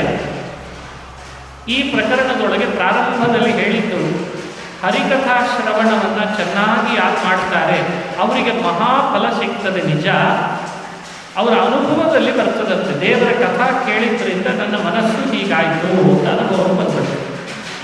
ಏನು ಅನುಭವ ಬರ್ತದೆ, ಏನಾಗ್ತದೆ? ಅಂತಃಕರಣ ಶುದ್ಧ ಆಗ್ತದೆ. ಭಗವಂತನ ಕಥೆಯನ್ನು ಸರಿಯಾಗಿ ಹೇಳಬೇಕು, ಹಾಗೀಗೆ ಹೇಳಬಾರ್ದು, ಚೆನ್ನಾಗಿ ಹೇಳಬೇಕದನ್ನು. ಚೆನ್ನಾಗಿ ಹೇಳೋದನ್ನು ಕೇಳಿಬಿಟ್ರೆ ನಮ್ಮ ಒಳಗಿರುವ ಅಂತಃಕರಣ ಪರಿಶುದ್ಧ ಆಗಿಬಿಡುತ್ತೆ. ವಿಷಯ ವಿದೂಷಿತಾಶಯಂ ಪುನಂತಿ ಅಂತಾರೆ. ಅಂತಃಕರಣ ಶುದ್ಧಿನೇ ಮನಸ್ಸಿನ ಶುದ್ಧಿನೇ ಶ್ರವಣದ ಫಲ. ಅದು ಮೋಕ್ಷಕ್ಕೆ ಕಾರಣ ಆಗ್ತದೆ. ನಮಗೇನು ಬೇಕಿದೆ? ಭಗವಂತನ ತತ್ವಜ್ಞಾನ ಬೇಕಿದೆ. ಜ್ಞಾನಕ್ಕಾಗಿ ಮನಸ್ಸು ಶುದ್ಧ ಬೇಕೇ ಬೇಕು. ಮನಸ್ಸಿನ ಶುದ್ಧಿ ಆಗೋದು ಯಾವುದರಿಂದ? ಭಗವಂತನ ಕಥಾಶ್ರವಣದಿಂದ. ಹಾಗಾಗಿ ಶ್ರವಣೇನ ಮನಃಶುದ್ಧಿ ದ್ವಾರ ಮುಕ್ತಿ, ಇದು ಈ ಮಾತಿನ ಅರ್ಥ. ಶ್ರವಣ ಮಾಡಬೇಕು, ಅದರಿಂದ ಮನಃಶುದ್ಧಿ ಆಗ್ತದೆ, ತನ್ಮೂಲಕವಾಗಿ ಮುಕ್ತಿ ಆಗ್ತದೆ. ಹಾಗಾಗಿ ಪ್ರತಿಯೊಬ್ಬರು ಹರಿಕಥಾ ಶ್ರವಣ ಮಾಡೋದರಲ್ಲಿ ಆದರ ತೋರಿಸಬೇಕು. ಎಲ್ಲೇ ಸಜ್ಜನರು ದೇವರ ಕಥೆ ಹೇಳ್ತಿದ್ದಾರೆ ಅಂದರೆ ಎರಡೂ ಕಿವಿಗಳನ್ನು ಪಾತ್ರೆಯಂತೆ ಮಾಡಿಕೊಂಡು ದೇವರ ಕಥಾಮೃತವನ್ನು ಅದರಲ್ಲಿ ಹಾಕಿ ಪಾನ ಮಾಡಬೇಕಂತೆ. ಶ್ರವಣ ಪುಟೇಶು ಸಂಭೃತಂ, ಶ್ರವಣ ಪುಟೇಶು ಸಂಭೃತಂ. ಎರಡೂ ಕಿವಿಗಳು ಪಾತ್ರೆಯಂತೆ, ದೇವರ ಕಥೆ ಅಮೃತದಂತೆ. ಶ್ರವಣ ಮನಕಾನಂದವೀವುದು, ಭವಜನಿತ ದುಃಖಗಳ ಕಳೆಯುವುದು, ವಿವಿಧ ಭೋಗಗಳಿಹ ಪರಂಗಳಲ್ಲಿದ್ದು ಸಲಹುವುದು. ಈ ಶ್ಲೋಕದ ಅಭಿಪ್ರಾಯವನ್ನು ಅಲ್ಲಿ ಹೇಳಿದ್ದಾರೆ ದಾಸರು. ಇನ್ನೂ ಒಂದು ದ್ವಾರ ಇದೆ. ಒಂದು ಮನಃಶುದ್ಧಿ ದ್ವಾರ ಮುಕ್ತಿಯನ್ನು ತಂದುಕೊಡುತ್ತದೆ ಶ್ರವಣ ಅನ್ನೋದು ಒಂದು. ಶ್ರವಣದಿಂದ ಇನ್ನೂ ಒಂದು ಲಾಭ ಇದೆ ಅಂತ ಹೇಳ್ತಾರೆ. ಅದೇನು ಲಾಭ? ದೇವರ ಕಥಾ ಶ್ರವಣ ಮಾಡ್ತಾ ಇದ್ದರೆ ವಿಷಯಗಳಲ್ಲಿ ವೈರಾಗ್ಯ ಬರಲಿಕ್ಕೆ ಶುರುವಾಗ್ತದೆ. ವಿಷಯ ವೈರಾಗ್ಯ ಬಂದರಷ್ಟೇ ಭಕ್ತಿ ಸ್ಥಿರ ಆಗೋದು. ಆಮೇಲೆ ಭಗವಂತನ ತತ್ವಜ್ಞಾನ ಬರೋದು. ಜ್ಞಾನಂ ಯದಾ ಪ್ರತಿನಿವೃತ್ತ ಗುಣೋರ್ವಿಚಕ್ರಂ ಆತ್ಮಪ್ರಸಾದ ಉಭಯತ್ರ ಗುಣೇಶು ಅಸಂಗಃ. ಉಭಯತ್ರ ಗುಣೇಶು ಅಸಂಗಃ. ಅಸಂಗಃ ಅಂದರೆ ವೈರಾಗ್ಯ ಅಂತ ಅರ್ಥ. ಐಹಿಕ ಪಾರತ್ರಿಕ ವಿಷಯಗಳಲ್ಲಿ ಮನುಷ್ಯನಿಗೆ ವೈರಾಗ್ಯ ಬರಬೇಕು. ಶ್ರವಣದಿಂದ ವೈರಾಗ್ಯ ಲಾಭ ಆಗ್ತದೆ. ವಿಶೇಷವಾದ ವೈರಾಗ್ಯ ಬಂದರೆ ಜ್ಞಾನ ಉಂಟಾಗ್ತದೆ. ಈ ಅಭಿಪ್ರಾಯದಿಂದಲೂ ಹರಿಕಥಾ ಶ್ರವಣ ಮಾಡಲಿ. ಯಾರು ಹರಿಕಥಾ ಶ್ರವಣ ಮಾಡಲ್ಲ, ಯಾರಿಗೆ ಮೋಕ್ಷ ಬೇಕಿಲ್ಲ, ಅದಕ್ಕೆ ಸಾಧನವಾದ ಜ್ಞಾನ ಬೇಕಿಲ್ಲ, ಆ ಜ್ಞಾನಕ್ಕೆ ಸಾಧನವಾದ ವೈರಾಗ್ಯ ಯಾರಿಗೆ ಬೇಕಿಲ್ಲ, ಅಂಥವರು ದೇವರ ಕಥಾವನ್ನು ಕೇಳಲ್ಲ ಅಂತ. ಕೋನಿರ್ವೃತೋ ಹರಿಕಥಾಸು ರತಿಂನ ಕುರ್ಯಾತ್. ವೈರಾಗ್ಯ ಬಂದ ಮೇಲೆ ದೇವರ ಕಥೆಯಲ್ಲಿ ಆಸಕ್ತಿ ಬಂದೇ ಬರ್ತದಂತ. ಬಹಳ ಜನ ಕೇಳ್ತಿರ್ತಾರೆ, ನಮಗೇನೋ ದೇವರ ಕಥೆಯಲ್ಲಿ ಆಸಕ್ತಿನೇ ಬರ್ತಾ ಇಲ್ಲ, ಏನು ಮಾಡೋಣ ಅಂತ. ಒಳಗಡೆ ವಿಷಯ ವೈರಾಗ್ಯ ಸರಿಯಾಗಿ ಬಂದಿಲ್ಲ ಅಂತ ಅರ್ಥ, ಬೇರೆ ಏನಲ್ಲ. ಬಹಳ ಸುಲಭ ಉತ್ತರ ಅರಣ್ಯಕಾಚಾರ ಕೊಡೋದು. ವೈರಾಗ್ಯ ಬಂದಿದೆ ಅಂದರೆ ದೇವರ ಕಥೆಯಲ್ಲಿ ತಾನಾಗೆ ವಾಸ್ತಾನ. ವೈರಾಗ್ಯ ಬರಬೇಕು. ಎರಡು ರೀತಿ ಇದೆ. ಪಕ್ವ ವೈರಾಗ್ಯ, ಪ್ರಾಥಮಿಕ ಹಂತದಲ್ಲಿ ಒಂದು ಸಾಮಾನ್ಯ ವೈರಾಗ್ಯ ಇರುತ್ತದೆ, ವಿಶೇಷವಾಗಿ ಮೂಡಬೇಕು. ಅದನ್ನು ಮುಂದಿನ ಪ್ರಕರಣದಲ್ಲಿ ವಿವರಣೆ ಮಾಡ್ತಾರೆ. ಅಂತೂ ವಿಷಯಗಳಲ್ಲಿ ಅಸಂಗ ಉಂಟಾಗಬೇಕು, ಬಹಳ ಮುಖ್ಯ ಅದು. ಅದರ ವಿವರಣೆಯನ್ನು ಮಾಡಿದರು. ಕೆಲವರು ಅಂಥವರು ಇದ್ದಾರೆ. ಆದರೆ ಭಗವಂತನ ಕಥೆಗಳಲ್ಲಿ ಆಸಕ್ತಿ ಎನ್ನುವುದು ಮನುಷ್ಯನಿಗೆ ಬರಬೇಕು ಅಂತಾದರೆ ಇನ್ನೊಂದು ಹೇಳ್ತಾರೆ. ಯಾರಿಗೆ ಆಸಕ್ತಿ ಇಲ್ಲ, ವೈರಾಗ್ಯ ಇಲ್ಲ, ಅವರಿಗೆ ಆಸಕ್ತಿ ಮೂಡಲ್ಲ. ವಿರಕ್ತರಾದವರು ಮಾತ್ರ ಆಸಕ್ತಿಯನ್ನು ಹೊಂದುತ್ತಾರೆ ಅಂತ ಹೇಳಿದ್ರಲ್ಲ, ಅದರಲ್ಲಿ ಸ್ವಲ್ಪ ವಿಶೇಷತೆಯನ್ನು ಹೇಳ್ತಾರೆ. ಅದನ್ನು ಕೇಳಿದರೆ ಮೈ ರೋಮಾಂಚನ ಆಗ್ತದೆ. ಅವರಂದರು ವಿಷಯಗಳ ಅಭಿಲಾಷೆಯನ್ನು ಬಿಟ್ಟು ಬಂದಿರಬೇಕು. ಅಷ್ಟೇ ಅಲ್ಲ, ಪ್ರಾಣಿ ಹಿಂಸೆಯನ್ನು ಮಾಡುವಂಥ ಯಜ್ಞ ಯಾಗಾದಿಗಳಿದ್ದಾವಲ್ಲ, ಅದೆಲ್ಲ ಪ್ರಾಣಿ ಹಿಂಸಾ ರೂಪವಾದದ್ದು. ಅಂಥವರಿಗೆ ಪ್ರಾಣಿ ಹಿಂಸೆ ಮಾಡಿ ಯಜ್ಞ ಮಾಡಿ ಹಣ ಗಳಿಸ್ಬೇಕು, ಹಣ ಸಂಪಾದಿಸಬೇಕು ಅಂತ ಇರ್ತದಲ್ಲ, ಅವರಿಗೆ ದೇವರ ಕಥೆಯಲ್ಲಿ ಆಸಕ್ತಿ ಬರಲ್ಲ ಅಂತ. ಕೌತ್ತಮ ಶ್ಲೋಕ ಗುಣಾನುವಾದ ಪುಮಾನ್ ವಿರಜ್ಯೇತ ವಿನಾ ಪಶುಘ್ನಾತ್. ಪುಮಾನ್ ವಿರಜ್ಯೇತ ವಿನಾ ಪಶುಘ್ನಾತ್ ಅಂತಾರೆ. ಪಶುಘ್ನ ಶಬ್ದದ ವಿವರಣೆಯನ್ನು ಹಾಗೆ ಮಾಡಿದ್ದಾರೆ. ನಿತ್ಯ ಪುರುಷಾರ್ಥ ಸಾಧನವಾದದ್ದು ನಿವೃತ್ತ ಮಾರ್ಗ. ನಿವೃತ್ತ ಮಾರ್ಗ ಅಂದರೆ ಭಾಗವತ ಧರ್ಮದ ಅನುಷ್ಠಾನ ಮಾಡಿ ಮಾಡುವ ಮಾರ್ಗ, ನಿಷ್ಕಾಮ ಜ್ಞಾನಪೂರ್ವಕವಾಗಿ ಮಾಡುವ ಮಾರ್ಗ. ಅದನ್ನು ಬಿಟ್ಟು ಅಲ್ಪವಾದ ಅಸ್ಥಿರವಾದ ಸುಖ ಬೇಕು ಬೇಕು ಅಂತ ಅಭಿಲಾಷೆಯಿಂದ ಪ್ರಾಣಿಗಳನ್ನು ಹಿಂಸೆ ಮಾಡಿ ಹಣವನ್ನು ಹೆಚ್ಚು ಖರ್ಚು ಮಾಡಿ ಯಜ್ಞ ಮಾಡಿದೆ, ಯಾಗ ಮಾಡಿದೆ ಅಂತ ಪ್ರವೃತ್ತ ಧರ್ಮ ನಿರತರಾಗಿರ್ತಾರಲ್ಲ, ಅಂಥವರಿಗೆ ದೇವರ ಕಥೆಯ ಬಗ್ಗೆ ಆಸಕ್ತಿ ಮೂಡಲ್ಲ. ಅದಕ್ಕೆ ದೇವರ ಕಥೆಯನ್ನು ಕೇಳುವಾಗ ವ್ಯೂಸ್ ಕಡಿಮೆ, ಜಾಸ್ತಿ ವ್ಯೂಸ್ ಬರಲ್ಲ. ಇದಕ್ಕೆ ವ್ಯೂಸ್ ಯಾವುದಕ್ಕೆ ಬರ್ತದೆ ಅಂದರೆ, ಬಹಳ ದೊಡ್ಡದಾಗಿ ಯಜ್ಞ ಯಾಗಗಳನ್ನು ಮಾಡ್ತಿರ್ತಾರೆ, ಎಲ್ಲೆಡೆ ಹೊಗೆ ಎಬ್ಬಿಸಿರ್ತಾರೆ, ದೊಡ್ಡ ದೊಡ್ಡ ಮಂಡಲಗಳನ್ನು ಹಾಕಿರ್ತಾರೆ, ಅಲ್ಲಲ್ಲಿ ಪ್ರಾಣಿ ಬಲಿ ಕೊಡ್ತಿರ್ತಾರೆ. ಅದನ್ನೇನಾದರೂ ಟೆಲಿಕಾಸ್ಟ್ ಮಾಡಿ ಹಾಕಿಬಿಟ್ರೆ ಎಲ್ಲರೂ ಮನೆಯಲ್ಲೇ ಗಲ್ಲಗಲ್ಲ ಬಡಬಡಿಸಿ ಮಾಡ್ತಾರೆ. ಏನೋ ದೊಡ್ಡ ಯಾಗ ನಡೀತಾ ಇದೆ, ಏನೆಲ್ಲ ಸಿಕ್ಬಿಡ್ತದೋ ಏನೋ. ನಿಮಗೆ ಆಶ್ಚರ್ಯ ಆಗ್ತದೆ. ಈಗೆಲ್ಲ ನಿಮ್ಮ ಹೆಸರು ಹೇಳಿಬಿಡಿ, ಸಂಕಲ್ಪ ಮಾಡಿ ನಮ್ಮ ಮನೆಯಲ್ಲೇ ಹೋಮ ಮಾಡಿಬಿಡ್ತೇವೆ, ಮಾಡಿದ್ದೊಂದು ಫೋಟೋ ಬೇರೆ ಹಾಕ್ತೇವೆ, ಫೋನ್ ಪೇ ಮಾಡಿ ಅನ್ನೋರು ಹೆಚ್ಚಾಗಿದ್ದಾರೆ. ಇದೆಲ್ಲ ರಣನೀತಿ ಇದ್ದಾಗೆ, ತಂತ್ರ. ಬಹಳ ವಿಚಿತ್ರ ಹೋಗಿದೆ ಪ್ರಪಂಚ. ಆಗಲಿ ಅವರು ಒಂದು ರೀತಿ ಬದುಕು ಕಟ್ಕೊಂಡಿದ್ದಾರೆ, ನಮಗೇನು ಅವರ ಮೇಲೆ ದ್ವೇಷ ಅಂತ ಭಾವಿಸಬೇಡಿ.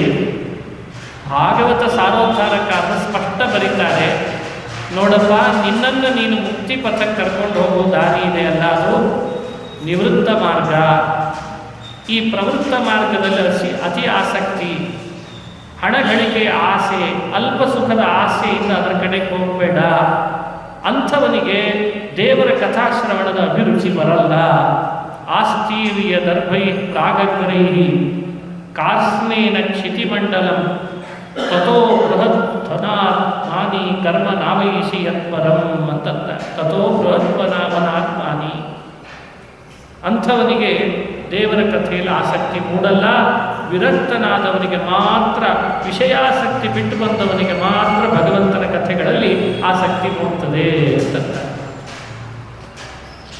ಸಂಕ್ಷಿಪ್ತ ಶಾಸ್ತ್ರಾರ್ಥ ಪ್ರಕರಣದಲ್ಲಿ ಈ ರೀತಿ ದೇವರ ಕಥಾಶ್ರವಣ ಮಾಡಲಿಕ್ಕೆ ಆಸಕ್ತಿ ಬರಬೇಕು ಅನ್ನೋದನ್ನು ವಿವರಣೆಯನ್ನು ಮಾಡ್ತಾ ಬರ್ತಾರೆ. ಯಾರಿಗೆ ಮೂಡ್ತದೆ ಅದು? ಇದಾದ ಮೇಲೆ ಈ ಪ್ರಕರಣದಲ್ಲಿ ಪ್ರಮುಖವಾಗಿ ಬಂದ ಮತ್ತೊಂದು ಅಂಶ ನೀವು ನೋಡಬೇಕು. ಏನು ವಿಷಯ ಅಂದರೆ, ಸಂಕ್ಷಿಪ್ತವಾಗಿ ಭಾಗವತದಲ್ಲಿ ಏನು ಹೇಳಿದೆ ಅಂತ ಮೊದಲು ಹೇಳಿಬಿಟ್ರೆ ವಿಸ್ತಾರವಾಗಿ ತಿಳಿಬೇಕದನ್ನು ಅನ್ನೋ ಕುತೂಹಲ ಬರ್ತದೆ. ಯಾವುದೇ ವಿಷಯ ಆಗಿ ಮುಂದೆ ಏನು ಹೇಳಲಿಕ್ಕೆ ಹೊರಟಿರ್ತಾರೆ ಅದನ್ನು ಸಂಕ್ಷಿಪ್ತವಾಗಿ ತಿಳಿಸಬೇಕು. ಆವಾಗ ವಿಸ್ತಾರವಾಗಿ ಏನು ಅಂತ ಮನುಷ್ಯನಿಗೆ ಆ ಆಸಕ್ತಿ ಬಂದಾಗ ಅದರೊಳಗೆ ಪ್ರವೇಶ ಮಾಡ್ತಾರೆ. ಆ ಕಾರಣದಿಂದ ಭಾಗವತದ ಅರ್ಥದ ಸಂಕ್ಷೇಪ ಏನು ಅಂತ ಮೊದಲು ಹೇಳ್ತಾರೆ. ಏನು ಭಾಗವತ ಹೇಳಲಿಕ್ಕೆ ಹೊರಟಿರೋದು? ಎಲ್ರಿಗೂ ಕುತೂಹಲ. ಭಾಗವತ ಏನು ಹೇಳಲಿಕ್ಕೆ ಹೊರಟಿದೆ ಅಂತ ಎಲ್ರಿಗೂ ಕುತೂಹಲ ಇದೆ. ಯಾಕಂದರೆ ಪುರಾಣ ಹೇಳಿದ್ದೀವಿ, ಕೇಳಿದ್ದೀವಿ. ಆ ಭಾಗವತದ ತಿರುಳೇನು ಅನ್ನೋದನ್ನು ಮರೆತು ಬಿಟ್ಟಿರ್ತೀವಿ. ಈ ಪ್ರಶ್ನೆ ಪತ್ರಿಕೆಯಲ್ಲಿ ಬಂದಿರ್ತಾರೆ, ಒಂದು ಮಾತಿನಲ್ಲಿ ಈ ಪ್ಯಾರಾಗ್ರಾಫ್ಗಳನ್ನು ಸಂಗ್ರಹಿಸಿ ಬನ್ನಿ ಅಂತಂತಾರೆ. ಒಂದೇ ಮಾತಿನಲ್ಲಿ ಉತ್ತರ ಕೊಡಬೇಕು. 100 ಮಾತನಾಡ್ಬೇಡ, ಒಂದು ಮಾತಿನಲ್ಲಿ ಹೇಳಿ. ಹಾಗೆ ಸಂಕ್ಷಿಪ್ತವಾಗಿ ಭಾಗವತ ಏನು ಹೇಳ್ತದೆ ಅನ್ನೋದನ್ನು ಹೇಳಬೇಕು. ಅದನ್ನು ಆರಣ್ಯಕಾಚಾರ್ಯರು ಭಾಗವತವನ್ನು ಆವೃತ್ತಿ ಮಾಡಿದ್ರ ಫಲವಾಗಿ ಇದೊಂದು ಶ್ಲೋಕವನ್ನು ಮೊಟ್ಟ ಮೊದಲು ಉದಾಹರಿಸಿದ್ರು. ಇದೇ ನೋಡಪ್ಪ ಭಾಗವತದ ಸಾರ. ಶೃಣ್ವನ್ ಗೃಣನ್ ಸಂಸ್ಮರಯಶ್ಚ ಚಿಂತಯನ್ ನಾಮಾನಿ ರೂಪಾಣಿ ಚ ಮಂಗಲಾನಿ ತೇ ಕ್ರಿಯಾಸು ಯಸ್ತ್ವಚ್ಚರಣಾರವಿಂದಯೋ ಆವಿಷ್ಟ ಚಿತ್ತೋ ನ ಭವಾಯ ಕಲ್ಪತೆ. ಎಲ್ಲವನ್ನ ಸಂಕ್ಷೇಪ ಮಾಡಿ ಭಾಗವತದ ಅರ್ಥ ಇಲ್ಲಿ ಹೇಳಿದೆ ಅಂತ. ಈ ಶ್ಲೋಕದ ಅರ್ಥ ಏನು? ಇದನ್ನು ಅರ್ಥ ಹೇಳಿದ ಮೇಲೆ ಸಾಧ್ಯವಾದಷ್ಟು ಇದನ್ನು ಕೇಳಿದವರು ಅಳವಡಿಸ್ಕೊಳ್ಳೋ ಪ್ರಯತ್ನವೂ ಪಡಬೇಕು. ಇವಾಗ ನಾವು ನೀವು ಇದನ್ನು ಅಳವಡಿಸ್ಕೊಂಡ್ವಿ ಅಂದರೆ ಭಾಗವತ ಧರ್ಮ ಪಾಲನೆ ಮಾಡಲಿಕ್ಕೆ ಶುರು ಮಾಡಿದ್ವಿ ಅಂತ ಅರ್ಥ. ಮೊದಲು ಶೃಣ್ವನ್ ಗೃಣನ್ ಸಂಸ್ಮರಯಶ್ಚ ಚಿಂತಯನ್. ಶೃಣ್ವನ್, ಶ್ರದ್ಧೆಯಿಂದ ದೇವರ ಕಥೆಗಳನ್ನು ಒಂದು ದಿನವೂ ಬಿಡದೆ ಯಾರ್ದಾದ್ರೂ ಒಬ್ಬರು ಬಾಯಿಯಿಂದ ಶ್ರವಣ ಮಾಡುವುದನ್ನು ಅಭ್ಯಾಸ ಮಾಡಬೇಕು. ಒಂದು ಗುಣ, ಒಂದ್ಯಾವುದಾದ್ರೂ ದೇವರ ಚರಿತ್ರೆ, ಅದನ್ನು ಅಭ್ಯಾಸ ಮಾಡಬೇಕು. ಶೃಣ್ವನ್ನಿದ್ದಂಗೆ ಶ್ರಾವಯನ್, ಇನ್ನೊಬ್ಬರಿಂದ ಕೇಳಿದರೆ ಸಾಲದು, ಇನ್ಯಾರಿಗಾದರೂ ಒಬ್ಬರಿಗೆ ನಾವು ಹೇಳಿಸ್ಬೇಕಂತೆ. ಓಯ್ ಬಾಯಲ್ಲಿ ಅಂತ ಅಪ್ಪಿ ತಪ್ಪಿ ಅವ ನಮಗೇನಾದರೂ ಲೌಕಿಕ ವಿಷಯ ಮಾತನಾಡ್ಲಿಕ್ಕೆ ಬಂದಿದ್ದಾನೆ ಎದುರುಗಡೆ ಅವನು ಅಂತ ಗೊತ್ತಾದರೆ ಬಲವಂತವಾಗಾದರೂ ಪರವಾಗಿಲ್ಲ, ನಿನಗೊಂದು ದೇವರ ಕಥೆ ಹೇಳ್ತೇನೆ ಬಾಯಲ್ಲಿ ಅಂತ ಹೇಳಬೇಕಂತೆ. ಶ್ರಾವಯನ್. ಹಾಗೇನೆ ಗೃಣನ್, ಭಗವಂತನ ನಾಮವನ್ನು ಬಾಯಲ್ಲಿ ಹೇಳಬೇಕು. ಇನ್ನೊಬ್ಬರ ಕಡೆಯಿಂದ ಬಾಯಲ್ಲಿ ಅದನ್ನು ಹೇಳಿಸುವ ಹಾಗೆ ಮಾಡಬೇಕು. ಸಂಸ್ಮರಯನ್ ಸ್ಮಾರಯಶ್ಚ, ನಾವು ಭಗವಂತನ ಕಥೆಯನ್ನು ಕೇಳೋದು, ಇನ್ನೊಬ್ಬರಿಗೆ ಕೇಳಿಸೋದು, ನಾಮ ಹೇಳೋದು, ಇನ್ನೊಬ್ಬರಿಂದ ಹೇಳಿಸೋದು. ಹಾಗೆ ನಾವು ಭಗವಂತನನ್ನು ಸ್ಮರಣೆ ಮಾಡೋದು, ಮತ್ತೊಬ್ಬರ ಕಡೆಯಿಂದ ಸ್ಮರಣೆ ಮಾಡಿಸೋದು, ಎರಡನ್ನು ಮಾಡಬೇಕು. ಚಿಂತಯನ್, ನಾವು ಚಿಂತನೆ ಮಾಡೋದು, ಮತ್ತೊಬ್ಬರ ಕಡೆಯಿಂದಲೂ ಚಿಂತನೆ ಮಾಡಿಸೋದು. ನಾಮಾನಿ ರೂಪಾಣಿ ಚ ಮಂಗಲಾನಿ ತೇ, ದೇವರ ನಾಮ ಇವೆ, ದೇವರ ರೂಪಗಳಿವೆ. ನಾಮವೂ ಮಂಗಳ, ರೂಪವೂ ಮಂಗಲ. ಹಾಗಾಗಿ ನಾಮ ರೂಪಗಳು ಎರಡೂ ಮಂಗಲವೇ, ಭದ್ರ, ಮಂಗಳಪ್ರದ. ಇದನ್ನು ಪ್ರಾಕ್ಟೀಸ್ ಮಾಡಿದವರು ಬಹಳ ವಿರಳ. ಆರಣ್ಯಕಾಚಾರ್ಯ ಇದನ್ನು ಪ್ರಾಕ್ಟೀಸ್ ಮಾಡಿ ನಮಗೆ ಹೇಳ್ತಿದ್ದಾರೆ. ಲ್ಯಾಬ್ನಲ್ಲಿ ಟೆಸ್ಟ್ ಮಾಡಿದ ಮೇಲೆ ತಾನೇ ಮಾತ್ರೆಯನ್ನು ಮೆಡಿಕಲ್ ಶಾಪ್ನಲ್ಲಿ ಮಾರಾಟಕ್ಕೆ ವ್ಯವಸ್ಥೆ ಮಾಡ್ತಾರೆ. ಹಾಗೆ ಈಗ ಹೇಳ್ತಿರೋ ಪ್ರತಿ ಶ್ಲೋಕ, ಇಲ್ಲಿ ಕೊಡ್ತಿರೋ ಪ್ರತಿ ಟ್ಯಾಬ್ಲೆಟು ಲ್ಯಾಬ್ನಲ್ಲಿ ಟೆಸ್ಟ್ ಆಗಿ ಬಂದಿದೆ. ಇದು ಯಾವುದೂ ಕೂಡ ಸುಮ್ಮನೆ ಏನೋ ಹಾರಿಕೆಯಾಗಿ ಮಾತುಗಳಂತೆ ತಿಳಿಯೋದಲ್ಲ. ಮುತ್ತಿನಂಥ ಮಾತು, ವಜ್ರದಂಥ ಮಾತು, ಬಂಗಾರದಂಥ ಮಾತು. ಶೃಣ್ವನ್ ಗೃಣನ್ ಸಂಸ್ಮರಯಶ್ಚ ಚಿಂತಯನ್ ನಾಮಾನಿ ರೂಪಾಣಿ ಚ ಮಂಗಲಾನಿ ತೇ. ರೂಪಮಂಗಲ, ನಾಮಮಂಗಲ. ಶ್ರವಣ ಮಾಡು, ಶ್ರವಣ ಮಾಡಿಸು. ಗ್ರಹಣ ಮಾಡು, ಗ್ರಹಣ ಮಾಡಿಸು. ಸ್ಮರಣೆ ಮಾಡು, ಸ್ಮರಣೆ ಮಾಡಿಸು.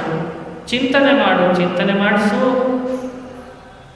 ಹೀಗೆ ಮಾಡ್ತಾ ಕ್ರಿಯಾಸು ಯಸ್ತ್ವಚ್ಚರಣಾರವಿಂದ, ಕ್ರಿಯಮಾಣಾಸು, ಯಾವುದೇ ಕಾರ್ಯಗಳನ್ನು ನಾವು ನಡೆಸ್ತಾ ಇದ್ದೇವೆ, ನಡೆಸಲೇಬೇಕಾದದ್ದು.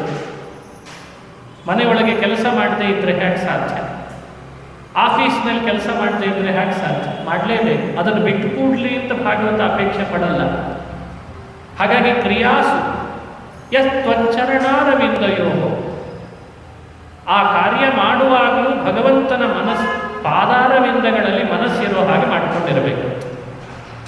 ಯಾವುದೇ ಕೆಲಸ ಮಾಡ್ತಾ ಇರು, ಕೈಯಿಂದ ಫಿಸಿಕಲ್ಲಿ ಕೆಲಸ ಮಾಡ್ತಾ ಇದ್ದರೆ ಮೆಂಟಲಿ ದೇವರ ಪಾದಾರವಿಂದಗಳ ಸ್ಮರಣೆ ಮಾಡಬಾರ್ದು ಅಂತ ಯಾರಾದರೂ ರಿಸ್ಟ್ರಿಕ್ಷನ್ಸ್ ಹಾಕ್ಲಿಕ್ಕಾಗ್ತದ?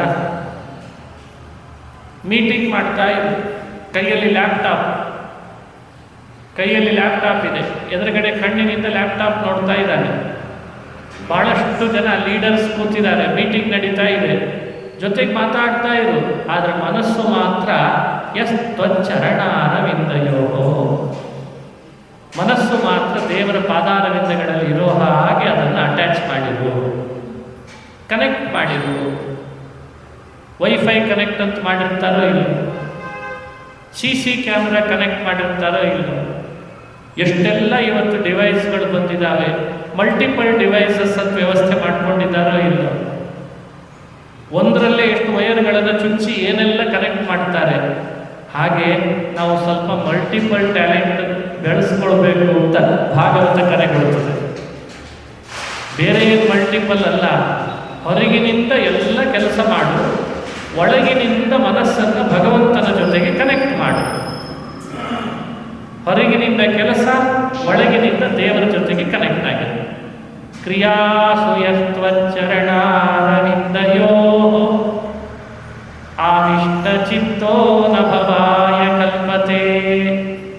ಹೀಗೆ ಯಾರಿರ್ತಾನೆ ಅವನು ಮತ್ತೆ ಸಂಸಾರದಲ್ಲಿ ಬರಲಾರ, ಎಂದೂ ಸಂಸಾರದಲ್ಲಿ ಪದೇ ಪದೇ ಹುಟ್ಟನ್ನು ಪಡಿಲಾರ, ದುಃಖಗಳನ್ನು ಕಳೆದುಕೊಳ್ತಾನೆ, ದುಃಖ ದೂರ ಆಗ್ತದೆ, ಸಂಸಾರ ದೂರ ಆಗ್ತದೆ ಅಂತ ವಿವರಣೆ ಮಾಡ್ತಾರೆ. ಇದೇ ಭಾಗವತದ ಸಾರಭೂತವಾದ ಭಾವ. ಕಿಂಭೂತಃ, ಭಗವಂತನನ್ನ ಈ ರೀತಿಯಾಗಿ ಸ್ಮರಣೆ ಮಾಡಬೇಕು ಅಂದರೆ ಹಾಗೆ ಮಂಗಲಾನಿ ನಾಮಾನಿ ಶೃಣ್ವನ್ ಶ್ರಾವಯಶ್ಚ ಅನ್ಯ ಗೃಣನ್ ಉಚ್ಚಾರಯನ್ ಸ್ವಯಂ. ಇದೆಲ್ಲ ಈಗ ತಾನು ಹೇಳಿದ್ದನ್ನು ವಿವರಣೆ ಮಾಡಿದ್ದಾರೆ ಅರಣ್ಯಕಾಚಾರ್ಯ.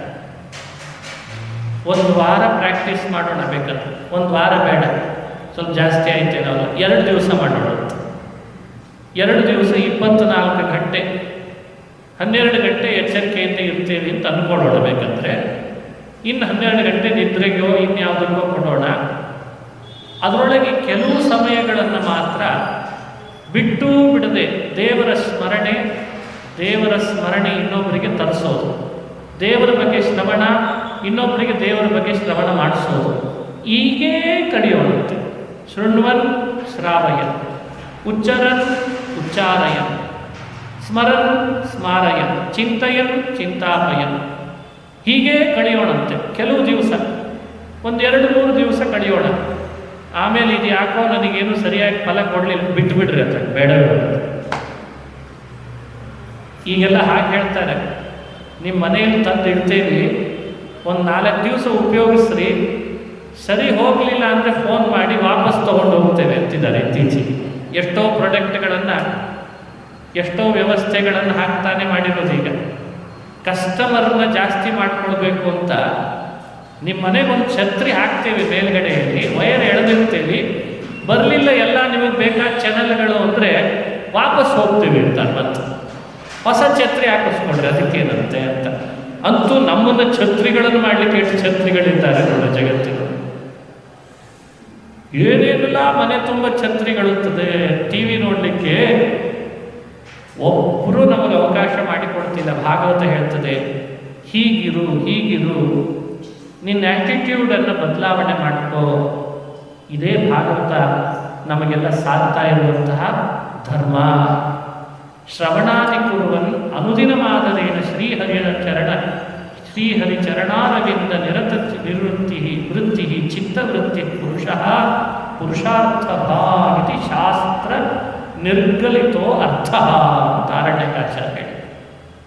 ಶ್ರವಣ, ಸ್ಮರಣ, ಗ್ರಹಣ ಇವುಗಳನ್ನೇ ಮಾಡ್ತಾ ದೇವರ ಪಾದಾರವಿಂದಗಳಲ್ಲಿ ಮನಸ್ಸನ್ನು ಇರಿಸಿ ಯಾರಿರ್ತಾನೆ ಅವನು ಮೋಕ್ಷ ಭಾಗಿ ಆಗ್ತಾನೆ. ಇದೇ ಶಾಸ್ತ್ರದ, ಭಾಗವತ ಶಾಸ್ತ್ರದ ಅತ್ಯಂತ ಸಾರಭೂತವಾದ ಅರ್ಥ ಅಂತಂದಿದ್ದಾರೆ. ಸಂಕ್ಷಿಪ್ತ ಶಾಸ್ತ್ರಾರ್ಥ ಅಂದರೆ ಇದು. ಇದನ್ನು ಪರ್ಯಾಲೋಚನೆ ಮಾಡಬೇಕು. ಮುಂದೆ ಇದ್ರದ್ದೇ ವಿಸ್ತಾರ. ಮುಂದೆ ಪರೀಕ್ಷಿತ್ ರಾಜ ಮಾಡಿದ ಪ್ರಶ್ನೆ, ಶುಕಮುನಿಗಳು ಕೊಟ್ಟಂಥ ಉತ್ತರ, ಇದನ್ನು ಮನಸ್ಸಿನಲ್ಲಿಟ್ಟುಕೊಂಡೇ ಪ್ರಶ್ನೆ, ಇದನ್ನು ಮನಸ್ಸಿನಲ್ಲಿಟ್ಟುಕೊಂಡೇ ಉತ್ತರ ಕೊಡ್ತಾ ಹೋಗಿದ್ದಾರೆ. ಹಾಗಾಗಿ ಭಾಗವತ ಅಧ್ಯಯನ ಮಾಡುವವರಿಗೆ ಇದು ಯಾವಾಗಲೂ ನೆನಪಿರಬೇಕು. ಇದಕ್ಕೆ ಅನುಗುಣವಾಗಿ ಎಲ್ಲವನ್ನು ಸೇರಿಸಬೇಕಂತ. ಈ ರೀತಿ ವ್ಯಾಖ್ಯಾನ ಮಾಡ್ತಾರೆ. ಇದೇ ಶ್ಲೋಕಕ್ಕೆ ಹೊಸ ಹೊಸ ರೀತಿಯಿಂದ ಅನುಸಂಧಾನ ಮಾಡಿಸಿ ವ್ಯಾಖ್ಯಾನ ಮಾಡಿದ್ದಿದೆ ಈ ಪ್ರಕರಣದಲ್ಲಿ. ಹೊಸ ಹೊಸ ರೀತಿ. ಇದೊಂದು ಶ್ಲೋಕವನ್ನು ವ್ಯಾಖ್ಯಾನ ಮಾಡಿಬಿಟ್ರೆ ಇಡೀ ಭಾಗವತದ ಸಾರವೇ ಇಲ್ಲಿ ಬಂದಾಗ ಆಗ್ತದೆ. ನೋಡ್ತಾ ಹೋಗ್ಬೋದು. ಸ್ವಲ್ಪ ಅದನ್ನು ಅನುಸಂಧಾನ ಮಾಡೋಣ. ಎಷ್ಟು ತರಹ ವ್ಯಾಖ್ಯಾನ ಮಾಡಿದ್ದಾರೆ. ಒಂದು ವ್ಯಾಖ್ಯಾನ ಆಯಿತು, ಶೃಣ್ವನ್ ಗೃಣನ್ ಸಂಸ್ಮರಯಶ್ಚ ಚಿಂತಯನ್ ಅನ್ನೋದಕ್ಕೆ ಒಂದು ವ್ಯಾಖ್ಯಾನ ಆಯಿತು. ಇನ್ನೊಂದು ರೀತಿಯಿಂದ ಅದಕ್ಕೆ ಇಂಟರ್ಪ್ರಿಟೇಷನ್ ಮಾಡ್ತಾರೆ, ಅದನ್ನು ಅನುಸಂಧಾನ ಮಾಡೋಣ. ಪ್ರಜ್ಞಾವಂತರಿಗೆ ಅನುಭವ ಸಿದ್ಧವಾದಂಥ ಒಂದು ವಿಷಯ ಇದೆ. ಈಗ ತಾನೇ ಹೇಳಿದ್ನಲ್ಲ, ಶ್ರವಣ ಮಾಡೋದು, ಶ್ರವಣ ಮಾಡಿಸೋದು, ಸ್ಮರಣೆ ಮಾಡೋದು, ಸ್ಮರಣೆ ಮಾಡಿಸೋದು. ಹೀಗೆ ಮಾಡೋದರಿಂದ ಮನಸ್ಸು ದೇವರ ಪಾದಾರವಿಂದಗಳಲ್ಲಿ ಯಾವಾಗಲೂ ಇರಿಸೋದು. ಹೀಗೆ ಮಾಡೋದರಿಂದ ಮೋಕ್ಷ ಸಿಕ್ಕಿದೆ. ಇದು ಅನುಭವ ಸಿದ್ಧವಾದ ವಿಷಯ. ಪ್ರಜ್ಞಾವಂತರು ಹೀಗೆ ಮಾಡಿದ್ರಿಂದ ದೇವರನ್ನು ಪ್ರತ್ಯಕ್ಷೀಕರಿಸ್ಕೊಂಡ್ರಂತ. ನಾವೇನು ಮಾಡ್ತಿದ್ದೇವೆ, ಎಲ್ಲೋ ಒಂದು ಕಡೆಯಿಂದ ದೇವರಲ್ಲಿ ಶ್ರದ್ಧೆ ನಮಗಿಲ್ಲ ಅಂತಲ್ಲ, ಇದೆ. ಆದರೂ ನಮ್ಮನ್ನು ನಾವು ಸ್ವಲ್ಪ ಡಾಂಬಿಕರಾಗಿ ನೋಡ್ಕೊಳ್ತಿದ್ದೇವೆ. ಅಶ್ರದ್ಧೆ, ಶ್ರದ್ಧೆಗಳು ಎರಡೂ ಸಂಕೀರ್ಣವಾಗಿವೆ ನಮ್ಮಲ್ಲಿ. ಆದರೆ ಪ್ರಜ್ಞಾವಂತರು ಹಾಗಲ್ಲ.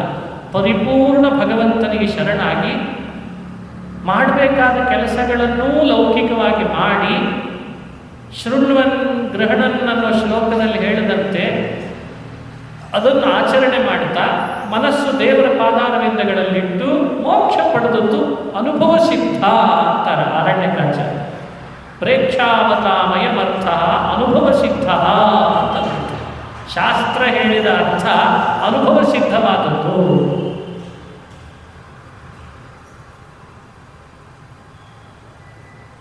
ಪುರುಷಾರ್ಥ ಅಂತ ಹೇಳ್ತಾರೆ. ಪುರುಷಾರ್ಥ ಅಂದ್ರೆ ಏನು? ಪುರುಷರಿಂದ ಪ್ರಾರ್ಥನೆಗೆ ಒಳಪಡೋದೇ ಪುರುಷಾರ್ಥ. ಅದರಲ್ಲಿ ಎರಡು ರೀತಿ ಅಗತ್ಯವಿದೆ. ಒಂದು ದುಃಖ ಪರಿಹಾರ ಮಾಡಿಕೊಳ್ಳೋದು, ಇನ್ನೊಂದು ಸುಖವನ್ನು ಪಡೆಯುವುದು. ದುಃಖ ನಿವೃತ್ತಿ, ಸುಖ ಪ್ರಾಪ್ತಿ, ಇದೇ ಪುರುಷಾರ್ಥ. ಈ ದುಃಖ ನಿವೃತ್ತಿ ಅಂತನ್ನೋದನ್ನು ಮೊದಲನೇ ಸ್ಥಾನ ಕೊಟ್ಟಿದೆ. ಬಹಳ ದೊಡ್ಡ ಭಾರ ಹೊತ್ಕೊಂಡು ಬಂದಿರ್ತಾನೆ, ಬಹಳ ಭಾರ ಇರ್ತದೆ. ಎದುರುಗಡೆಯಲ್ಲಿ ಭಾರ ಹೊತ್ಕೊಂಡು ಬಂದವನಿಗೆ ಮೊದಲು ನೀನು ಆರಾಮಿದ್ದೇನಪ್ಪ, ಎಲ್ಲಿಂದ ಬಂದು ಹೀಗೆ ಮಾತಾಡಿಸ್ತಾ ಕೂತ್ರೆ ಅವನ ಪರಿಸ್ಥಿತಿ ಏನಾಗ್ತದೆ? ಬೈತಾನಷ್ಟೇ. ಮೊದಲು ತಲೆ ಮೇಲೆ ಇಳಿಸು, ಆಮೇಲೆ ಮಾತಾಡು ಅಂತ. ಹಾಗೆ ಪುರುಷಾರ್ಥ ದುಃಖ ನಿವೃತ್ತಿ ಮತ್ತು ಸುಖ ಪ್ರಾಪ್ತಿ ಎರಡು ಅಂಗಗಳಿಂದ ಒಳಗೊಂಡಿದೆ. ಮೊದಲನೆಯದ್ದೇ ದುಃಖ ಪರಿಹಾರ ಅನ್ನೋದು. ಆ ದುಃಖ ಪರಿಹಾರ ಯಾವುದರಿಂದ ಆಗ್ತದೆ? ನಾವು ಇದನ್ನು ಹುಡುಕ್ತಾ ಇದ್ದೇವಲ್ವ ಇವತ್ತು. ದುಃಖ ಹೇಗೆ ಕಳ್ಕೊಳ್ಳೋದು? ಇದಕ್ಕೊಂದು ಲಸಿಕೆ ಯಾರಾದರೂ ಕಂಡುಹಿಡಿದಿದ್ದಾರೆ? ಮೊನ್ನೆ ಬಂತಲ್ಲ ದೊಡ್ಡ ರೋಗ, ಅದಕ್ಕೇನೋ ಕಂಡುಹಿಡಿದ್ರು ಅಂತ ಹೇಳಿದರು. ಒಂದು ಸಲ ಕಂಡುಹಿಡಿದ್ರು ಉಪಯೋಗ ಆಗಲಿಲ್ಲ. ಒಂದೇ ಸಲ ತೊಗೊಂಡಿದ್ರ, ಎರಡನೇ ಸಲ ತೊಗೊಂಡ್ರಿ ಮತ್ತು ಮೂರನೇ ಸಲ ಕೊಟ್ಟಿಲ್ಲ, ಪುಣ್ಯಕ್ಕೆ ಬಚಾವಾಗಿದೆ ನಾವೆಲ್ಲ. ಹಾಗೆ ಈ ದುಃಖ ಪರಿಹಾರಕ್ಕೆ ಲಸಿಕೆ ಇದೆನಾ? ಇಂಜೆಕ್ಷನ್ ಏನಾದರೂ ಇದೆನಾ? ಇದು ಎಕ್ಸ್ಟರ್ನಲ್ ಅಲ್ಲ, ಇಂಟರ್ನಲ್ ಆದ್ದರಿಂದ ಇದಕ್ಕೇನು ಲಸಿಕೆ ಹಾಕ್ತೀರಿ? ಇದೆಲ್ಲ ಆಂತರಿಕವಾಗಿ ಅನುಭವಿಸ್ತಾ ಇರೋದು. ಈ ದುಃಖ ನಿವೃತ್ತಿ ಯಾವುದರಿಂದ ಆಗ್ತದೆ? ಅಕ್ಷರಶಃ ಇದಕ್ಕಿರುವ ಲಸಿಕೆ ಬೇರೆ ಯಾವುದೂ ಅಲ್ಲ. ಶ್ರವಣ, ಮನನ, ಸ್ಮರಣ, ಗ್ರಹಣ ಮಾಡ್ತಾ ಮಾಡ್ತಾ ಮನಸ್ಸನ್ನು ಭಗವಂತನಲ್ಲಿ ನಿಶ್ಚಂಚಲಗೊಳಿಸಿದರೆ ಮಾತ್ರ ದುಃಖ ನಿವೃತ್ತಿ ಆಗ್ತದೆ. ಇದೇ ಅದರ ಲಸಿಕೆ ಅಂತ. ಸಾಚ ಶ್ರವಣಾದಿನ ಭಗವತಿ ಮನೋ ಅವಧಾನೆ ಭವತ್ತೇವ. ಶ್ರವಣಾದಿಗಳ ಮೂಲಕ ಮನಸ್ಸನ್ನು ಭಗವಂತನಲ್ಲಿ ಇರಿಸಿದರೆ ಮಾತ್ರ, ಇರಿಸಿದರನೇನೇ ದುಃಖ ನಿವೃತ್ತಿ ಆಗುತ್ತೆ. ಬೇರೆ ಇನ್ಯಾವುದರಿಂದಲೂ ದುಃಖ ಪರಿಹಾರ ಆಗಿದೆ ಅಂತ ಅನಿಸಿರ್ತದೆ, ಆದರೆ ಆಗಿರಲ್ಲ ಅಂತ ಹೇಳ್ತಾರೆ. ಆದರೆ ಭಗವಂತನಲ್ಲಿ ಮನಸ್ಸನ್ನು ಇರಿಸಿದರೆ ದುಃಖ ನಿವೃತ್ತಿ ಆಗೇ ಆಗ್ತದೆ ಅಂತ ಹೇಳ್ತಾರೆ. ಭವತ್ತೇವ ಅಂತ ಏವಕಾರ ಹಾಕ್ತಾರೆ. ಇದನ್ನ ಸಜ್ಜನರಿಗೆ ಅರ್ಥ ಮಾಡಿಸಬೇಕಾಗಿತ್ತು. ಅದಕ್ಕೋಸ್ಕರ ಬಂದ ಶ್ಲೋಕ ಶೃಣ್ವನ್ ಗೃಣನ್ ಸಂಸ್ಮರಯಶ್ಚ ಚಿಂತಯನ್ ನಾಮಾನಿ ರೂಪಾಣಿ ಚ ಮಂಗಲಾನಿ ತೇ. ಇದು ಎರಡನೇ ವ್ಯಾಖ್ಯಾನ, ನಾನು ಈಗ ತಾನೇ ಹೇಳಿದ್ದು. ಹಾಗಾಗಿ ನಾವು ನೀವುಗಳು ಭಾಗವತ, ಸಾರೋದ್ಧಾರ, ಇನ್ನಿತರ ಪುರಾಣ, ಮಹಾಭಾರತ ಇವುಗಳನ್ನು ಕಥೆ ಕೇಳ್ತೇವೆ. ಸುಮ್ಮನೆ ಅವ್ರು ಹೇಳ್ತಾರೆ, ನಾವು ಕೇಳ್ತೇವೆ, ಏನು ಫಲ ಇಲ್ಲ ಅದರಿಂದ ಅಂದ್ಕೊಳ್ಬಾರ್ದು. ಪುರುಷಾರ್ಥ ಇದೆ. ಪುರುಷಾರ್ಥಗಳಲ್ಲಿ ಎರಡಿದೆ. ಎರಡರಲ್ಲಿ ಮೊದಲನೆಯದ್ದೇ ದುಃಖ ನಿವೃತ್ತಿ. ಅದು ಭಗವಂತನ ಕಥಾ ಶ್ರವಣಾದಿಗಳಿಂದ ಹಾಗೆ ಆಗ್ತದೆ.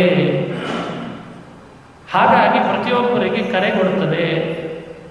ಅದಕ್ಕೆ ಜಗನ್ನಾಥದಾಸರು ವಿವಿಧ ಭೋಗಗಳಿಹ ಪರಂಗಳಲಿತ್ತು ಸಲಹುವುದು, ಶ್ರವಣ ಮನಕಾನಂದವೀವುದು, ಭವಜನಿತ ದುಃಖಗಳ ಕಳೆಯುವುದು ಅಂತ ದುಃಖ ನಿವೃತ್ತಿ ಎನ್ನುವ ಪುರುಷಾರ್ಥವನ್ನು ಸ್ಪಷ್ಟಪಡಿಸಿದ್ದಾರೆ ಅಂತ.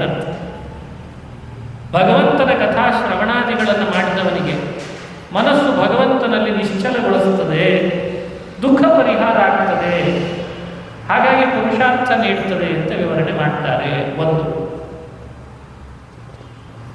ಇನ್ನೂ ಒಂದು ವ್ಯಾಖ್ಯಾನವನ್ನು ಅನುಸಂಧಾನ ಮಾಡಬೇಕು. ಇಲ್ಲೊಂದು ವಿಶೇಷ ಬರೀತಾರೆ.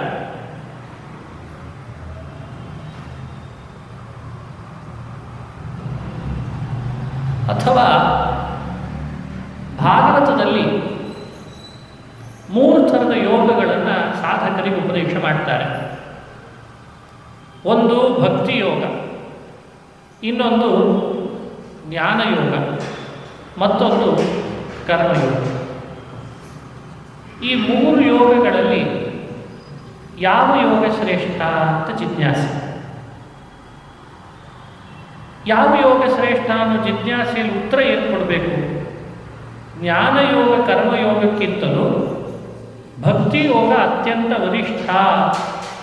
ಈ ಅಭಿಪ್ರಾಯವನ್ನು ಮನಸ್ಸಿನಲ್ಲಿಟ್ಟುಕೊಂಡು ಶ್ರೋತೃಗಳಾದವರು ಭಕ್ತಿ ಯೋಗ ಸಂಪಾದನೆ ಮಾಡಲಿ. ಹಾಗಾಗಿ ಅಲ್ಲಿ ಆದರ ಹುಟ್ಟಬೇಕು ಅನ್ನೋ ಕಾರಣಕ್ಕಾಗಿ ಶೃಣ್ವನ್ ಗೃಣನ್ ಸಂಸ್ಮರಯಶ್ಚ ಚಿಂತಯನ್ ನಾಮಾನಿ ರೂಪಾಣಿ ಚ ಮಂಗಲಾನಿ ತೇ. ಇದೆಲ್ಲ ಭಕ್ತಿ ಯೋಗ. ಅದನ್ನು ವಿವರಣೆ ಮಾಡ್ತಾ ಅರಣ್ಯಕಾಚಾರ್ಯರು ಯೋಗಾಸ್ತ್ರಯೋ ಮಯಾ ಪ್ರೋಕ್ತ ನೃಣಾಂ ಶ್ರೇಯೋ ವಿಧಿತ್ಸಯ ಜ್ಞಾನಂ ಕರ್ಮ ಚ ಭಕ್ತಿಶ್ಚ ನಾನ್ಯೋಪಾಯೋಸ್ತಿ ಕುತ್ರಚಿತ್. ಜ್ಞಾನ, ಕರ್ಮ, ಭಕ್ತಿ ಹೀಗೆ 3 ಹೇಳಿದ್ದಾರೆ. ಅವುಗಳಲ್ಲಿ ವರಿಷ್ಠ ಯಾವುದು?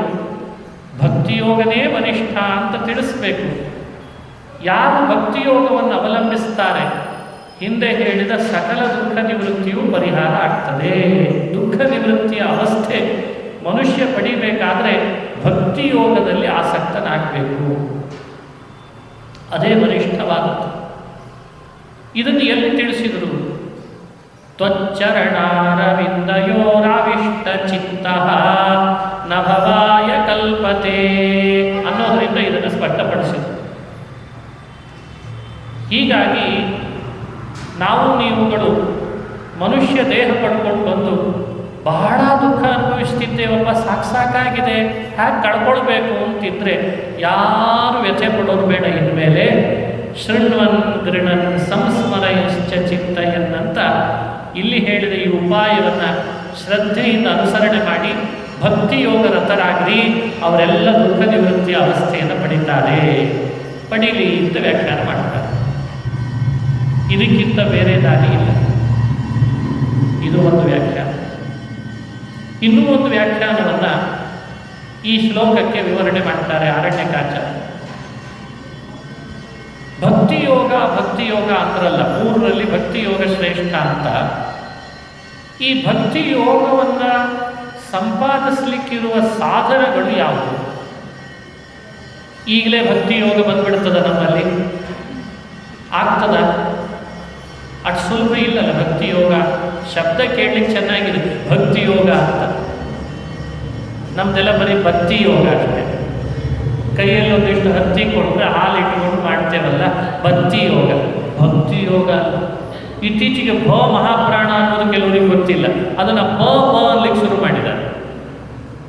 ಭಕ್ತಿ ಅನ್ನಲ್ಲ, ಭಕ್ತಿ ಅಂತಿದ್ದಾರೆ. ಭಕ್ತಿಯೋ ಭಗವಾನ್ ಅನ್ನಲ್ಲ, ಭಗವಾನ್ ಅಂತಕ್ಕೆ ಶುರು ಮಾಡಿದ್ದಾರೆ. ಇಲ್ಲೇ ನಮ್ದು ಹೀಗಿದೆ ಅಂದರೆ ಇನ್ನೇನು ಜ್ಞಾನ ಬರಬೇಕು ಹೇಳಿ? ಆ ಭಗವಂತ ಅನ್ನಬಾರ್ದು, ಆ ಭಗವಂತ ಅನ್ನಬೇಕು. ಭಕ್ತಿಯೋಗ ಸಾಧನಗಳು ಯಾವುದು? ಅದನ್ನು 30 ಭಾಗವತ ಧರ್ಮಗಳು ಅಂತ ಹೇಳ್ತಾರೆ. ಭಕ್ತಿಯೋಗ ಸಾಧನತೆಯ 30 ಭಾಗವತ ಧರ್ಮ ಅತ್ರ ಪ್ರತಿಪಾದ್ಯತೆ. ಇದು ಆರಣ್ಯಕಾಚಾರ್ಯರ ಮತ್ತೊಂದು ವ್ಯಾಖ್ಯಾನ ಈ ಶ್ಲೋಕಕ್ಕೆ. ಭಕ್ತಿಯೋಗ ಸಾಧನ ಅಂದರೆ 30 ವಿಧವಾದ ಭಾಗವತ ಧರ್ಮ, ಅದನ್ನು ಈ ಗ್ರಂಥದಲ್ಲಿ ಪ್ರತಿಪಾದಿಸ್ತಾರೆ. ಅದರಲ್ಲಿ ಮೊದಲನೇ ಪ್ರಕರಣದಲ್ಲಿ ಹೇಳಿದರು, ಅಖಿಲ ಧರ್ಮಗುಪ್ತಯೇ ಅಂತ ಮೊದಲನೇ ಪ್ರಕರಣದಲ್ಲಿ ಸ್ಪಷ್ಟ ಬಂದಿದೆ. ಭಾಗವತ ಬಂದದ್ದೇ ಭಾಗವತ ಧರ್ಮವನ್ನು ಚೆನ್ನಾಗಿ ಲೋಕಕ್ಕೆ ತಿಳಿಸ್ಬೇಕು ಅಂತ ತನ್ನ ಒಡಲಿನಲ್ಲಿ ಅದನ್ನು ಇಟ್ಟುಕೊಂಡು ಅದು ಬಂದಿದೆ. ಆ 30 ಭಾಗವತ ಧರ್ಮಗಳಲ್ಲಿಯೂ ಶ್ರೇಷ್ಠವಾದದ್ದು ಯಾವುದು ಅಂತ ಮತ್ತೆ ಪ್ರಶ್ನೆ. 30 ಹೇಳಿದ್ರೆ 30 ಶ್ರೇಷ್ಠ ಅಂತ ಅನ್ನೋದಲ್ಲ, ಅದರಲ್ಲೇ ಒಂದು ಶ್ರೇಷ್ಠ ಅಂತ ಇರ್ತದಲ್ಲ, 30 ಶ್ರೇಷ್ಠ ಯಾವುದು? ಈ ಪ್ರಶ್ನೆಗೆ ಉತ್ತರ ಕೊಡಬೇಕು. ಅದಕ್ಕೋಸ್ಕರ ಉತ್ತರ ಕೊಡಲಿಕ್ಕೆ ಈ ಶ್ಲೋಕ ಬಂತಂತೆ. ಶೃಣ್ವನ್ ಗೃಣನ್ ಸಂಸ್ಮರಯಶ್ಚ ಚಿತ್ತಯನ್ ನಾಮಾನಿ ರೂಪಾಣಿ ಚ ಮಂಗಲಾನಿತೆ. ನೋಡಪ್ಪ, 30 ಭಾಗವತ ಧರ್ಮ ಮುಂದೆ ಹೇಳಲಿಕ್ಕಿದೆ. ಅವುಗಳಲ್ಲಿ ಇವು ಸೇರ್ಕೊಂಡಿದ್ದಾವೆ. ಇವುಗಳನ್ನು ಚೆನ್ನಾಗಿ ಪಾಲನೆ ಮಾಡಿಬಿಟ್ರೆ ಇವೇ ಶ್ರೇಷ್ಠವಾದದ್ದು. ಇವುಗಳಲ್ಲಿ ಹೆಚ್ಚು ಆಸಕ್ತಿ, ಉಳಿದೆಲ್ಲ ತಾನಾಗೆ ಬರ್ತಾವೆ. ಈ ಅಭಿಪ್ರಾಯದಿಂದ ಈ ಶ್ಲೋಕ ಬಂದಿದೆ ಅಂತ ಅನುಸಂಧಾನ ಮಾಡಿಸ್ತಾರೆ. ಹಾಗಾಗಿ ಅನೇಕೈರಪಿ ತಥಾಚೇತ್ ಕಥಂ ಏನ ಪ್ರಾವಣ್ಯಂ ಅಧಿಕಂ ಸವನೀಯ. ಯಾವುದನ್ನು ಆಚರಣೆ ಮಾಡೋದ್ರಿಂದ ಮನಸ್ಸು ಭಗವಂತನಲ್ಲಿ ವಿಶೇಷವಾಗಿ ನೆಲೆಗೊಳಿಸ್ತದೋ ಅದೇ ಶ್ರೇಷ್ಠ, ಅದೇ ಶ್ರೇಷ್ಠ. ಅಲ್ಲಿ ಭಾಗವತ ಧರ್ಮಗಳನ್ನು ತುಂಬ ಹೇಳ್ತಾರೆ, 30. ಆ 30ರೊಳಗೂ ಯಾವುದನ್ನು ಆಚರಣೆ ಮಾಡೋದ್ರಿಂದ ಪ್ರಾವಣ್ಯ ಉಂಟಾಗ್ತದೆ ಅದು ಶ್ರೇಷ್ಠ. ಯಾವುದದು? ದೇವರ ಕಥಾ ಶ್ರವಣ ಮಾಡ್ತಾ ಮಾಡ್ತಾ ಮನಸ್ಸಿಗೆ ಪ್ರಾವಣ್ಯ ಉಂಟಾಗ್ತದೆ, ಅಂದಮೇಲೆ ಅದು ಶ್ರೇಷ್ಠ ಅಲ್ಲವೇ? ದೇವರ ಕಥೆಯನ್ನು ಹೇಳ್ತಾ ಹೇಳ್ತಾ ಮನಸ್ಸು ಅವನ ಪಾದಗಳಲ್ಲಿ ಮತ್ತಷ್ಟು ಮತ್ತಷ್ಟು ಆಸಕ್ತವಾಗ್ತದೆ, ಆದ್ದರಿಂದ ಅದು ಶ್ರೇಷ್ಠ ಅಲ್ಲವೇ? ಈ ಅಭಿಪ್ರಾಯದಿಂದ ಈ ಶ್ಲೋಕವನ್ನು ವ್ಯಾಖ್ಯಾನಿಸ್ಕೊಳ್ರಿ ಅಂತ ತಿಳಿಸಿದ್ದಾರೆ. ಮತ್ತೊಂದು ವ್ಯಾಖ್ಯಾನ, ಭಕ್ತಿ ಯೋಗ ಅಂದಾಗ ಸ್ವಲ್ಪ ಅದರ ಬಗ್ಗೆ ವಿವರಣೆ ಕೊಡಬೇಕು. ನಮಗೆ ಯಾರಿಗೂ ಭಕ್ತಿನೇ ಇಲ್ವೇನಿ? ಏನು ಪೂರಾ ನಾವೆಲ್ಲ ದ್ವೇಷಿಗಳ ದೇವರಿಗೆ? ಹಂಗೇನೆಲ್ಲ ಭಕ್ತಿ ಇದೆ ನಮಗೆಲ್ಲ ಒಂದು ಹಂತದಲ್ಲಿ ಭಕ್ತಿ ಇದೆ ನೋಡಿ. ಆದರೆ ಭಕ್ತಿ ಇದೆ, ಇಲ್ಲ ಅಂತ ಹೇಳಲ್ಲ. ಭಕ್ತಿ ಸ್ಥಾವತ್ ವಿದ್ಯತೆ ಇವ. ಭಕ್ತಿ ಇಲ್ಲದೆ ಹೋದರೆ ಈ ರೀತಿ ಪುರಾಣಗಳ ಅಧ್ಯಯನ ಅಧ್ಯಾಪನವನ್ನು ಯಾರು ಮಾಡ್ತಾರೆ? ಎಲ್ಲ ಸಾಧನಗಳಿಗೆ ಸಾಧನವೇ ಭಕ್ತಿ. ಎಲ್ಲ ಸಾಧನಗಳು ಭಕ್ತಿ ಸಾಧನದ ಹಿಂದೆ, ಅದಕ್ಕೆ ಎಲ್ಲ ಸಾಧನಗಳಿಗೆ ಸಾಧನ. ಆದರೆ ಒಂದು ತಿಳ್ಕೊಳ್ಳೋಣ, ಈಗ ಭಕ್ತಿ ಇದೆ ಇಲ್ಲ ಅಂತಲ್ಲ, ಆದರೂ ಭಕ್ತಿ ನಮ್ಮಿಂದ ಸಾಧ್ಯವೂ ಆಗಿದೆ. ಅದು ಸಾಧನವೂ ಹೌದು, ಸಾಧ್ಯವೂ ಹೌದು ಅಂತಾರೆ ಆರಣ್ಯಕಾಚಾರ್ಯ. ಸರ್ವ ಸಾಧನಾನಾಮಪಿ ವಿಶೇಷವತ್ತಯ ಸಾಧ್ಯತ್ವ. ಎಲ್ಲ ಸಾಧನಗಳಲ್ಲಿಯೂ ವಿಶೇಷವತ್ತಯ ಭಕ್ತಿಯನ್ನು ನಾವು ಸಾಧನೆ ಮಾಡಿಕೊಳ್ಬೇಕು. ನಮ್ಮ ಮನೆಯೊಳಗೆ ವಯರಿದೆ, ಬಲ್ಬು ಹತ್ತಾ ಇದೆ. ನಿನ್ನೆ ಮೊನ್ನೆ ಎಷ್ಟರ ಮಟ್ಟಿಗೆ ಹತ್ತಾ ಇತ್ತೋ ಇವತ್ತ್ಯಾಕೋ ಅಷ್ಟು ಹತ್ತಿಲ್ಲ, ಡಲ್ ಆಗಿದೆ ಅಂತಾರೆ. ಹಾಗಾದರೆ ಏನು ಹೇಳಬೇಕು ಅದಕ್ಕೆ? ಡಲ್ ಆಗಿದೆ ಅಂದರೆ ಸಿಂಗಲ್ ಫೇಸ್ ಆಗಿದೆ ಅಂತ ಅರ್ಥ. ಸಿಂಗಲ್ ಫೇಸ್ ಆಗಿದೆ ಅಂತ ಬಹಳ ಅನುಭವ ಇದೆ ನಿಮಗೆಲ್ಲ. ಸಿಂಗಲ್ ಫೇಸ್ ಆದರೆ ಎಷ್ಟು ಬೆಳಕು ಬರಬೇಕೋ ಅಷ್ಟು ಬೆಳಕು ಬರಲ್ಲ ಅಲ್ವಾ? ನಿಮ್ಮೆಲ್ಲರ ಭಕ್ತಿ ಒಳಗಿಲ್ಲ ಅಂತಲ್ಲ, ಸಿಂಗಲ್ ಫೇಸ್ ಆಗಿದೆ ಅಂತ. ಅದಕ್ಕದು ಸಾಧ್ಯವೂ ಹೌದು. ಅದು ವಿಶೇಷ ಬೆಳಕು ಚೆಲ್ಲಬೇಕು. ಆವಾಗ ಉಳಿದ ಭಾಗವತ ಧರ್ಮಗಳನ್ನು ಮಾಡಲಿಕ್ಕೆ ಆಸಕ್ತಿ ಹೆಚ್ಚಾಗ್ತದೆ. ಇದನ್ನು ಅಭಿಪ್ರಾಯದಲ್ಲಿ ಇಟ್ಟುಕೊಂಡು ಹೇಳ್ತಾರೆ, ಭಾಗವತ ಧರ್ಮೈಶ್ಚ ಭಾಗವತ ಧರ್ಮೈರ್ಭಾವ್ಯಶ್ಚ ಭಕ್ತಿಯೋಗ ಕೀದೃಶಃ. ಆ ಕಾರಣದಿಂದ ಭಾಗವತ ಧರ್ಮಗಳನ್ನು ಅನುಷ್ಠಾನ ಮಾಡಬೇಕು. ಅದರಿಂದ ಭಕ್ತಿ ಮತ್ತೆ ವಿಶೇಷ ಆಗ್ತದೆ. ಭಕ್ತಿ ವಿಶೇಷ ಆಗಬೇಕು, ಮತ್ತೆ ಭಾಗವತ ಧರ್ಮ ಅನುಷ್ಠಾನ ಮಾಡಬೇಕು. ಹೀಗೆ ಅದು ಸಾಧ್ಯ, ಇದು ಸಾಧನ, ಇದು ಸಾಧ್ಯ, ಅದು ಸಾಧನ ಅಂತ ಹೇಳ್ತಾರೆ. ಅದರಲ್ಲಿ ಪ್ರಶ್ನೆ ಬರೋದೇನು ಅಂದರೆ, ಭಾಗವತ ಧರ್ಮವನ್ನು ಅನುಷ್ಠಾನ ಮಾಡಿದ ಹಾಗೆ ಭಕ್ತಿಯ ಬೆಳಕು ಇನ್ನಿಷ್ಟು ವಿಶಾಲವಾಗ್ತದೆ ಅಂದರೆ ಅದು ಹೇಗೆ ವಿಶಾಲ ಆಗ್ತದೆ? ವಿಶಾಲ ಆಗ್ತದೆ ಅಂದರೆ ಬ್ರೈಟ್ನೆಸ್ ಜಾಸ್ತಿ ಬರ್ತದೆ. ಸಿಂಗಲ್ ಫೇಸ್ ಆದಾಗ ಬ್ರೈಟ್ನೆಸ್ ಕಡಿಮೆ ಇತ್ತು, ಮತ್ತೆ ಪುನಃ ಅದು ಡಬಲ್ ಫೇಸ್ ಆದ ಕೂಡಲೇ ಬ್ರೈಟ್ನೆಸ್ ಜಾಸ್ತಿ ಬರ್ತದೆ. ಹಾಗೆ ಭಾಗವತ ಧರ್ಮಗಳನ್ನು ಅನುಷ್ಠಾನ ಮಾಡದೇ ಇದ್ದಾಗ ದೇವರಲ್ಲಿ ಭಕ್ತಿ ಮಾಡ್ತಿರ್ತೇವೆ, ಅದು ಬ್ರೈಟ್ನೆಸ್ ಕಡಿಮೆ ಇರ್ತದೆ. ಧರ್ಮವನ್ನು ಅನುಷ್ಠಾನ ಮಾಡಿದ ಮೇಲೆ ಭಕ್ತಿ ಇದೆಯಲ್ಲ, ಅದರಲ್ಲಿ ಬ್ರೈಟ್ನೆಸ್ ಜಾಸ್ತಿ ಬರ್ತದೆ. ಅದು ಎಂಥದ್ದು ಅಂತ ವಿವರಣೆ ಮಾಡಬೇಕಲ್ಲ. ಅದಕ್ಕೆ ತ್ವಚ್ಚರಣಾರವಿಂದಯೋ ಆವಿಷ್ಟ ಚಿತ್ತಃ ನಭವಾಯ ಕಲ್ಪತೆ. ಅದಕ್ಕೆ ಈ ಮಾತು ಬಂತು ಅಂತ ವ್ಯಾಖ್ಯಾನ ಮಾಡ್ತಾರೆ. ಇಂಥ ಭಕ್ತಿ, ಒಂದು ಕ್ಷಣವೂ ಮನಸ್ಸು ದೇವರ ಪಾದದಿಂದ ಆಚೆ ಈಚೆ ಆಗದಷ್ಟು ಅವಿಚ್ಛಿನ್ನವಾದ ಭಕ್ತಿ ಮೂಡ್ತದಂತ. ಅಷ್ಟು ಸುಲಭ ಅಲ್ಲ ಇದು. ಬಹಳ ಜನ ಹೇಳೋದಿದೆ, ನಾವು ದೇವರಲ್ಲಿ ಬಹಳ ಭಕ್ತಿ ಮಾಡ್ತೇವೆ, ಆದರೂ ಯಾಕೋ ದೇವರು ಒಲಿತಿಲ್ಲ ಅಂತ ಹೇಳ್ತಾರೆ. ಅದೇನು ಭಕ್ತಿ ಮಾಡ್ತೀಯಪ್ಪ? ಅದೇನು ಭಕ್ತಿ ಮಾಡ್ತೀಯ?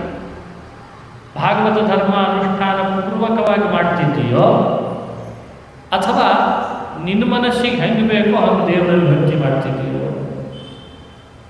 ಭಗವಂತ ನಿರೀಕ್ಷೆ ಮಾಡ್ತಿರೋದು ನಮ್ಮಿಂದ ಭಾಗವತ ಧರ್ಮ ಅನುಷ್ಠಾನ ಮಾಡಿ ಭಕ್ತಿ ವಿಶೇಷತೆಯನ್ನು ಸಂಪಾದಿಸಲಿ ಅಂತ ದೇವರು ನಿರೀಕ್ಷೆ ಮಾಡ್ತಾರಂತ. ಅದು ಎಂಥ ಭಕ್ತಿ?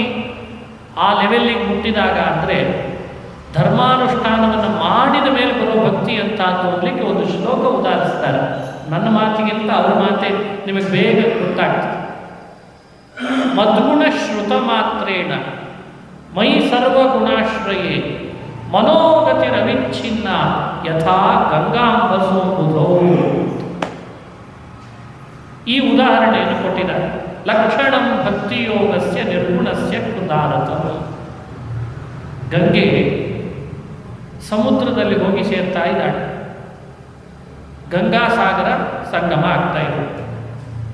ಸಾಗರದಲ್ಲಿ ಗಂಗೆ ಕೂಡುವಾಗ ಎಂದಾದರೂ ಗಂಗೆ ಅಲ್ಲಲ್ಲಿ ವಿಚ್ಛಿನ್ನವಾಗಿ ಹೋಗಿ ಸೇರಿದ್ದು ಅಂತಿದೆನಾ?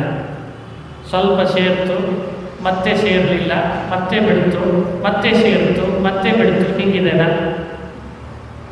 ನೋಡಿ, ಭಾಗವತ ಧರ್ಮ ಅನುಷ್ಠಾನ ಮಾಡೋದ್ರಿಂದ ನಮ್ಮೊಳಗಿರುವ ಭಕ್ತಿ ಗಂಗೆಯಂತೆ, ಭಗವಂತ ಗುಣಸಾಗರನಂತೆ. ಗುಣಸಾಗರನಾದ ಶ್ರೀಹರಿಯಲ್ಲಿ ಗಂಗೆ ಹೇಗೆ ಅವಿಚ್ಛಿನ್ನವಾಗಿ ಸಾಗರ ಕೂಡ್ತಾಳೋ, ನಮ್ಮ ಭಕ್ತಿಯು ಕೂಡ ಗಂಗೆಯಂತೆ ಅವಿಚ್ಛಿನ್ನವಾಗಿ ಕೂಡುತ್ತದೆ. ಈ ಭಕ್ತಿ ಯೋಗ ಭಾಗವತ ಧರ್ಮಾನುಷ್ಠಾನದಿಂದ ಸಾಧ್ಯ. ಅದಕ್ಕೆ ತ್ವಚ್ಚರಣಾರವಿಂದಯೋ ಆವಿಷ್ಟ ಚಿತ್ತ ಅನ್ನೋ ಮಾತಿನಿಂದ ಈ ವಿಷಯವನ್ನು ಇಲ್ಲಿ ವ್ಯಾಖ್ಯಾನ ಮಾಡಿದ್ದಾರೆ. ಹಾಗಾದರೆ ಎಲ್ಲಿಗೆ ಬಂತು ಕೊನೆಗೆ? ಇಂಥ ಅವಿಚ್ಛಿನ್ನ ಭಕ್ತಿ ಸಂಪಾದನೆ ನಮ್ಮಿಂದ ಆಗಬೇಕಾದ್ರೆ ಭಾಗವತ ಧರ್ಮವನ್ನೇ ಅನುಷ್ಠಾನ ಮಾಡಬೇಕು ಅಂತಾಯ್ತು. ಭಾಗವತ ಧರ್ಮ ಅಂದರೆ ಎಂಥದ್ದು? ಕೀದೃಶೋಯಂ ಭಾಗವತ ಧರ್ಮ. ಇದು ಮನಸ್ಸಿನಲ್ಲಿ ನಮಗೀಗ ಉತ್ಕಂಠ. ಎಲ್ಲ ಭಾಗವತ ಧರ್ಮ ಇಲ್ಲೇ ಹೇಳಲಿಕ್ಕಾಗಲ್ಲ. ಕೆಲವೊಂದನ್ನು ಮಾತ್ರ ಭಾಗವತ ಧರ್ಮಗಳನ್ನು ತೋರಿಸೋಣ ಅನ್ನೋ ಕಾರಣದಿಂದ ಈ ಶ್ಲೋಕ ಬಂದಿದೆ. ಶೃಣ್ವನ್ ಗೃಣನ್ ಸಂಸ್ಮರಯಶ್ಚ ಚಿಂತಯನ್ ನಾಮಾನಿ ರೂಪಾಣಿ ಚ ಮಂಗಲಾನಿತೇ. ಇದು ಮತ್ತೊಂದು ವ್ಯಾಖ್ಯಾನ. ಹಾಗಾಗಿ ಶ್ರವಣ ಅದು ಭಾಗವತದ ಧರ್ಮ, ಗ್ರಹಣ ಅದು ಭಾಗವತದ ಧರ್ಮ, ಸ್ಮರಣ ಅದು ಭಾಗವತದ ಧರ್ಮ ಅಂತ ವ್ಯಾಖ್ಯಾನ. ಶ್ರವಣಾದಿರೇವ ಭಾಗವತದ ಧರ್ಮ. ಮತ್ತೊಂದು ವ್ಯಾಖ್ಯಾನವನ್ನು ಆರಣ್ಯಕಾಚಾರ್ಯ ಈ ಶ್ಲೋಕಕ್ಕೆ ಮಾಡ್ತಾರೆ. ಸರಿ, ಭಕ್ತಿ ಹಾಗೂ ಭಕ್ತಿಗೆ ಸಾಧನವಾದಂಥದ್ದು ಭಾಗವತ ಧರ್ಮಗಳು ಅಂತ ತೋರಿಸಿದ್ದಾಯಿತು. ಭಕ್ತಿಗೆ ಸಾಧನವಾದ ಭಾಗವತ ಧರ್ಮ ತೋರಿಸಿದ ಮೇಲೆ ಇವುಗಳಿಂದ ಬರುವಂಥದ್ದು ಮತ್ತೊಂದಿದೆ, ಅದು ವೈರಾಗ್ಯ ಅಂತ. ವೈರಾಗ್ಯ ಅಂತ ನೋಡಿ, ಭಕ್ತಿ ತತ್ ಸಾಧನ ಭಾಗವತ ಧರ್ಮಾಶ್ಚ ಪ್ರದರ್ಶ್ಯ ತತ್ ಸಾಧ್ಯಂ ವೈರಾಗ್ಯಂಚ ಪ್ರದರ್ಶಯಿತು. ಮನುಷ್ಯನಿಗೆ ಭಾಗವತ ಧರ್ಮ ಮಾಡ್ತಾ ಮಾಡ್ತಾ ಒಳಗೆ ಒಂದು ವೈರಾಗ್ಯ ಉಂಟಾಗ್ತದೆ. ಆ ವೈರಾಗ್ಯ ಎಂಥದ್ದು ಅಂತ ತೋರಿಸ್ಲಿಕ್ಕೆ ಬಂದದ್ದು ಈ ಶ್ಲೋಕ. ಶೃಣ್ವನ್ ಗೃಣನ್ ಸಂಸ್ಮರಯಶ್ಚ ಅಂತ ವ್ಯಾಖ್ಯಾನ ಮಾಡಿದ್ದಾರೆ. ವೈರಾಗ್ಯ ಅಂದ್ರೆ ಏನು? ದೇವರ ಪಾದಾರವಿಂದಗಳಲ್ಲಿ ಮನಸ್ಸನ್ನು ಇರಿಸೋದು ಅಂತ ಈ ಶ್ಲೋಕದಲ್ಲಿ ಹೇಳ್ತಲ್ಲ, ಅದರದ್ದು ವಿವರಣೆ ಬೇರೆ ರೀತಿ ಮಾಡ್ತಾರೆ. ದೇವರ ಪಾದಾರವಿಂದಗಳಲ್ಲಿ ಮನಸ್ಸನ್ನು ಇರಿಸೋದಲ್ಲದೆ ಮತ್ತೊಂದು ಕಡೆ ಮನಸ್ಸನ್ನು ಇರಿಸದೇ ಇರೋದಿದೆಯಲ್ಲ, ಅದು ವೈರಾಗ್ಯ. ಈಗ ಪೂಜೆನೂ ಮಾಡ್ತಿರ್ತಾರೆ, ಮೊಬೈಲನ್ನು ಆನ್ ಮಾಡಿಕೊಂಡಿರ್ತಾರೆ, ಅಡಿಗೆ ಮಾಡುವಾಗ ಮನೆಯೊಳ ಜೊತೆನೂ ಮಾತಾಡ್ತಿರ್ತಾರೆ, ಮಕ್ಕಳನ್ನು ಸ್ಕೂಲಿಗೆ ಕಳಿಸ್ಬೇಕು ಅನ್ನೋ ಟೆನ್ಷನ್ನಲ್ಲೂ ಇರ್ತಾರೆ. ಅಂತೂ ಎಲ್ಲ ಮಾಡ್ತಿರ್ತಾರೆ, ಮಲ್ಟಿಪಲ್ ಟ್ಯಾಲೆಂಟ್. ಒಂದು ಕಡೆಯಿಂದ ಪೂಜೆ, ಒಂದು ಕಡೆಯಿಂದ ಮೊಬೈಲು, ಆಫೀಸ್ದು ಕಾಲ್ ಇರ್ತದೆ, ಇನ್ನೊಂದು ಕಡೆಯಿಂದ ಅಡಿಗೆ ಮಾಡುವಾಗ ಮನೆಯವಳು, ಮತ್ತೊಂದು ಕಡೆಯಿಂದ ಶಾಲೆಗೆ ಕಳಿಸುವ ಮಕ್ಕಳು, ಎಲ್ಲ ಮಾಡ್ತಿರ್ತಾರೆ. ಅಲ್ಲ, ಮಾಡಲಿ ಬೇಡ ಅಲ್ಲ, ಮನಸ್ಸೆಲ್ಲಿದೆ ಅಂತ. ಮನಸ್ಸೆಲ್ಲಿದೆ ಅದನ್ನು ಹೇಳುವಾಗ ಅಂತಾರೆ, ತ್ವಚ್ಚರಣಾರವಿಂದಯೋ ಅನ್ನುವ ಮಾತಿಗೆ ಅರ್ಥ ಭಗವಂತನ ಚರಣಾರವಿಂದಗಳಲ್ಲಿ ಮನಸ್ಸು ಆವಿಷ್ಟ ಆಗಿರಬೇಕು, ಇಲ್ಲ ಅಂತಲ್ಲ. ತ್ವಚ್ಚರಣಾರವಿಂದೇತರ ಅನಾವಿಷ್ಟತ್ವೇ ಸತಿ ತ್ವಚ್ಚರಣಾರವಿಂದ ತದಾವಿಷ್ಟ ಚಿತ್ತತ್ವಂ ಅಂತ ವಿವರಣೆ ಮಾಡಿದೆ. ಅಂದರೆ ಭಗವಂತನ ಪಾದಾರವಿಂದಗಳಲ್ಲಿ ಆವಿಷ್ಟ ಮನಸ್ಸು ಇರಬೇಕು, ಬೇರೆ ಕಡೆಯಲ್ಲಿ ಮನಸ್ಸು ಆವಿಷ್ಟ ಆಗಿರಬಾರದು. ಅಂದರೆ ಅದು ವೈರಾಗ್ಯ ಅಂತ ಕರೆಸ್ಕೊಳ್ತದೆ. ಇಲ್ಲೂ ಇದ್ದೀನಿ ಅಲ್ಲೂ ಇದ್ದೀನಿ, ಅದು ಹಾಗಾಗಲ್ಲ. ಅದು ಹಾಗಾಗಲ್ಲ. ಅರ್ಥಾತ್ ಭಾಗವತ ಧರ್ಮ ಅನುಷ್ಠಾನ ಮಾಡೋದರಿಂದ ಇಂಥ ಒಂದು ವೈರಾಗ್ಯ ಅಂದ್ರೆ ಅರ್ಥ ತ್ವಚ್ಚರಣಾರವಿಂದಯೋರೇವ ಆವಿಷ್ಟ ಚಿತ್ತ. ಆ ಏವಕಾರ ಸೇರಿಸಿಕೊಂಡು ಅದರ ವಿವರಣೆ ಮಾಡುವಾಗ ಇತರ ಅನಾವಿಷ್ಟತ್ವ ಅನ್ನೋದೇ ವೈರಾಗ್ಯ ಅಂತ ಸ್ಪಷ್ಟಪಡಿಸಿದೆ. ಆಗ್ತದೆ ಇದು. ನ ಚಲತಿ ಭಗವತ್ಪದಾರವಿಂದಾತ್ ಲವನಿಮಿಷಾರ್ಥಮಪಿ. ಭಾಗವತ ಪ್ರಧಾನ. ಒಂದು ಅರ್ಧ ಕ್ಷಣವೂ ಮನಸ್ಸು ಭಗವಂತನ ಪಾದಾರವಿಂದಗಳಿಂದ ಆಚೆ ಈಚೆ ಹೋಗದೇ ಇರೋ ಹಾಗೆ ನಿಲ್ಲಿಸಿದರೆ ಅದು ನಿಜವಾದ ವೈರಾಗ್ಯ ಅಂತ. ಅದು ನಿಜವಾದ ವೈರಾಗ್ಯ. ಬೇರೆ ಕಡೆಯಲ್ಲಿ ಹೋಗದೇ ಇರೋ ಹಾಗೆ ನೋಡಿಕೊಳ್ಬೇಕು. ಹೀಗೆ ವೈರಾಗ್ಯವನ್ನು ಹೇಳಲಿಕ್ಕೆ ಬಂದದ್ದು ಈ ಶ್ಲೋಕ ಅಂತ ಅನುಸಂಧಾನ ಮಾಡಿಸಿದರು. ಆವಿಷ್ಟ ಚಿತ್ತತೆ ಅಂದರೆ ಇಂಥ ಆವಿಷ್ಟ ಚಿತ್ತತೆ ಬೇಕು. ಇನ್ವಾಲ್ವ್ಮೆಂಟ್ ಅಂತ ಹೇಳ್ತಾರಲ್ಲ, ಡೀಪ್ಲಿ ಇನ್ವಾಲ್ವ್ಮೆಂಟ್. ಡೀಪ್ಲಿ ಇನ್ವಾಲ್ವ್ಮೆಂಟ್ ಅಂದರೆ ಅದೇ ಅರ್ಥ, ಬೇರೆ ಕಡೆಯಲ್ಲಿ ಹೋಗ್ಕೊಡ್ಬಾರ್ದು. ಇದನ್ನು ಸಂಪಾದನೆ ಮಾಡಬೇಕು. ಯಾರು ಹೀಗೆ ಸಂಪಾದಿಸ್ತಾನೆ ದೇವರ ಅನುಗ್ರಹ ಅವನಿಗೆ ಆಗ್ತದೆ. ಎಲ್ಲ ಸಾಧನಗಳಲ್ಲಿ ಭಗವಂತನ ಅನುಗ್ರಹವೇ ಸಾಧನ. ಭಗವದ್ಭಕ್ತಿವತ್ ತತ್ ಸಾಧ್ಯಂಚ ಭವತಿ ವಿಶೇಷವತ್ತಯ ಇದು ಸೂಚನಾಯ ವಕ್ತವ್ಯಂ. ಭಾಗವತ ಧರ್ಮಾನುಷ್ಠಾನದಿಂದ ವೈರಾಗ್ಯ, ಇಂಥ ವೈರಾಗ್ಯದಿಂದ ಭಗವಂತನ ವಿಶೇಷ ಅನುಗ್ರಹ. ಈ ಅನುಗ್ರಹ ಸಂಪಾದನೆ ಮಾಡೋದು ಇಲ್ಲಿ ಮುಖ್ಯ ಉದ್ದೇಶ ಅಂತ ತಿಳ್ಕೊಳ್ಬೇಕು. ಇದು ಒಂದು ವ್ಯಾಖ್ಯಾನ. ಹೀಗೆ ಅನೇಕ ವ್ಯಾಖ್ಯಾನಗಳನ್ನು ಒಂದೇ ಶ್ಲೋಕಕ್ಕೆ ಮಾಡ್ತಾ ಬಂದಿದ್ದಾರೆ ಆರಣ್ಯಕಾಚಾರ್ಯ. ಶೃಣ್ವನ್ ಗೃಣನ್ ಅನ್ನೋದಕ್ಕೆ ಮತ್ತೊಂದು ವ್ಯಾಖ್ಯಾನ. ಭಾಗವತ ಧರ್ಮ ಅನುಷ್ಠಾನ ಮಾಡಿದರೆ ಬರೀ ವೈರಾಗ್ಯ ಬರೋದಷ್ಟೇ ಅಲ್ಲ, ಭಾಗವತ ಧರ್ಮ ಅನುಷ್ಠಾನ ಮಾಡಿದರೆ ಭಕ್ತಿ ಬರೋದಷ್ಟೇ ಅಲ್ಲ, ಭಾಗವತ ಧರ್ಮ ಅನುಷ್ಠಾನ ಮಾಡಿದರೆ ಜ್ಞಾನವೂ ಬರ್ತದಂತೆ. ಕೆಲವರು ಕೇಳ್ತಿರ್ತಾರೆ, ನಾವು ಹಿಂಗೆ ಧರ್ಮ ಮಾಡ್ತಾ ಕೂತ್ಬಿಟ್ರೆ ದೇವರ ಜ್ಞಾನ ಬರೋದು ಎಂದು ಆಚಾರ್ಯ ಹೇಳ್ತಿರ್ತಾರೆ. ತಪ್ಪು ತಿಳಿದಿದ್ದೀರಿ ಅಂತಾರೆ ಅರಣ್ಯಕಾಚಾರ್ಯ. ಧರ್ಮಾನುಷ್ಠಾನ ಮಾಡ್ರಿ, ನಿಮಗೆ ಅಂತ ಬರಬೇಕಾದ ಜ್ಞಾನವೂ ನಿಮ್ಮ ಹೃದಯದಲ್ಲಿ ಬರ್ತದೆ ಅಂತ ಖಾತ್ರಿ ಕೊಡ್ತಾರೆ. ವೈರಾಗ್ಯ ಬರ್ತದೆ, ಭಾಗವತ ಧರ್ಮಾನುಷ್ಠಾನ ಮಾಡಿದರೆ ಜ್ಞಾನವೂ ಬರ್ತದೆ. ಭಾಗವತ ಧರ್ಮಾನುಷ್ಠಾನೇನ ಜಾಯಮಾನಂ ಜ್ಞಾನಂ, ಜ್ಞಾನವೂ ಬರ್ತದೆ. ಎಂಥ ಜ್ಞಾನ ಬರ್ತದೆ ಅಂತ, ಎಂಥ ಜ್ಞಾನ? ಆ ಜ್ಞಾನ ಎಂಥದ್ದು ಅಂತ ವಿವರಣೆ ಮಾಡಲಿಕ್ಕೆ ಬಂದ ಶ್ಲೋಕ ಶೃಣ್ವನ್ ಗೃಣನ್ ಸಂಸ್ಮರಯಶ್ಚ ಚಿಂತಯನ್ ಅಂತ ವ್ಯಾಖ್ಯಾನ ಮಾಡಿದ್ದಾರೆ. ಇದು ಒಂದು ಗೋಲ್ಡನ್ ವರ್ಡ್ ಇದ್ದಂಗಿದೆ ಈ ಪ್ರಕರಣದೊಳಗೆ. ಈ ಗೋಲ್ಡನ್ ವರ್ಡ್ಸ್ ಅಂತಿರ್ತಾರಲ್ಲ, ಹಾಗೆ ಸುವರ್ಣಾಕ್ಷರದಲ್ಲಿ ಬರೆದಿಡಬೇಕಾದ ಅರಣ್ಯಕಾಚಾರ್ಯಗೆ ಈ ಶ್ಲೋಕ ನೋಡಿದಾಗೆಲ್ಲ ಎಲ್ಲಿಲ್ಲದ ಆನಂದ ಆಗಿದೆ. ಏನು ಶ್ಲೋಕ ಇದು! 18,000 ಗ್ರಂಥದ ಭಾಗವತದೊಳಗೆ ಈ ಶ್ಲೋಕ ಬಹಳ ಸೆಳೆದ್ಬಿಟ್ಟಿದೆ ಅರಣ್ಯಕಾಚಾರ್ಯ. ಎಲ್ಲ ಇಲ್ಲೇ ಇದೆ ಅಲ್ಲ ಅಂತ. ಇದು ಪಾಂಡಿತ್ಯ ತೋರಿಸ್ಲಿಕ್ಕೆ ಅವರು ವ್ಯಾಖ್ಯಾನ ಮಾಡಿದ್ದಲ್ಲ. ಅವ್ರ ವ್ಯಾಖ್ಯಾನ ನೀವು ಅಧ್ಯಯನ ಮಾಡ್ತಿದ್ರೆ ಸುಲಭವಾಗಿ ಅರ್ಥ ಆಗ್ತದೆ. ನಾ ಹೇಳಿದ ಪ್ರತಿ ವಿಷಯವೂ ಇಲ್ಲಿದೆ. ಎಷ್ಟು ಸಜ್ಜನರಿಗೆ ಅವರು ಮಾಡಿಕೊಂಡ ಉಪಕಾರ. ಅವರು ಹೇಳ್ತಾರೆ, ಜ್ಞಾನ ಎಂಥದ್ದು ಅಂತ ತೋರಿಸ್ಲಿಕ್ಕೆ ಈ ಶ್ಲೋಕ ಬಂತು. ಜ್ಞಾನ ಎಂಥದ್ದು ಬರ್ತದೆ ಅಂದರೆ, ಶ್ರವಣಾದಿ ಕುರ್ವನ್ನಪಿ ತ್ವಚ್ಚರಣಾರವಿಂದಯೋ ಏವ ಆವಿಷ್ಟಂ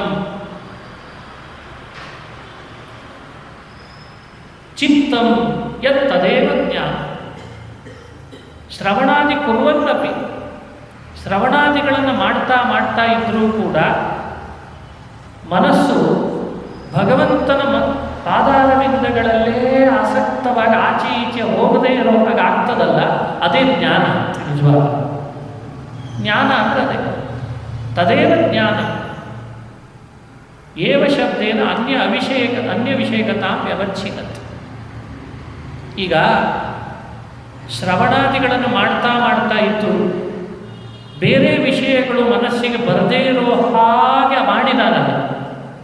ಈಗ ನೋಡಿ, ಪುರಾಣ ಶ್ರವಣ ಮಾಡ್ತಾ ಇದ್ದೇವೆ, ಆ ಪದಗಳು ಒಂದಿಷ್ಟು ನಮ್ಮ ಬುದ್ಧಿಯೊಳಗೆ ಬರ್ತಾ ಇದೆ, ಶ್ಲೋಕಗಳು. ಆ ಪದಗಳ ಜೊತೆ ಜೊತೆಯಲ್ಲಿ ಜ್ಞಾನವೂ ಆಗ್ತಾ ಇದೆ, ಬೇರೆ ಕಡೆಯಲ್ಲಿ ಹೋಗ್ತಾ ಇಲ್ಲಲ್ಲ. ಇದೇ ಜ್ಞಾನ ಅಂತ.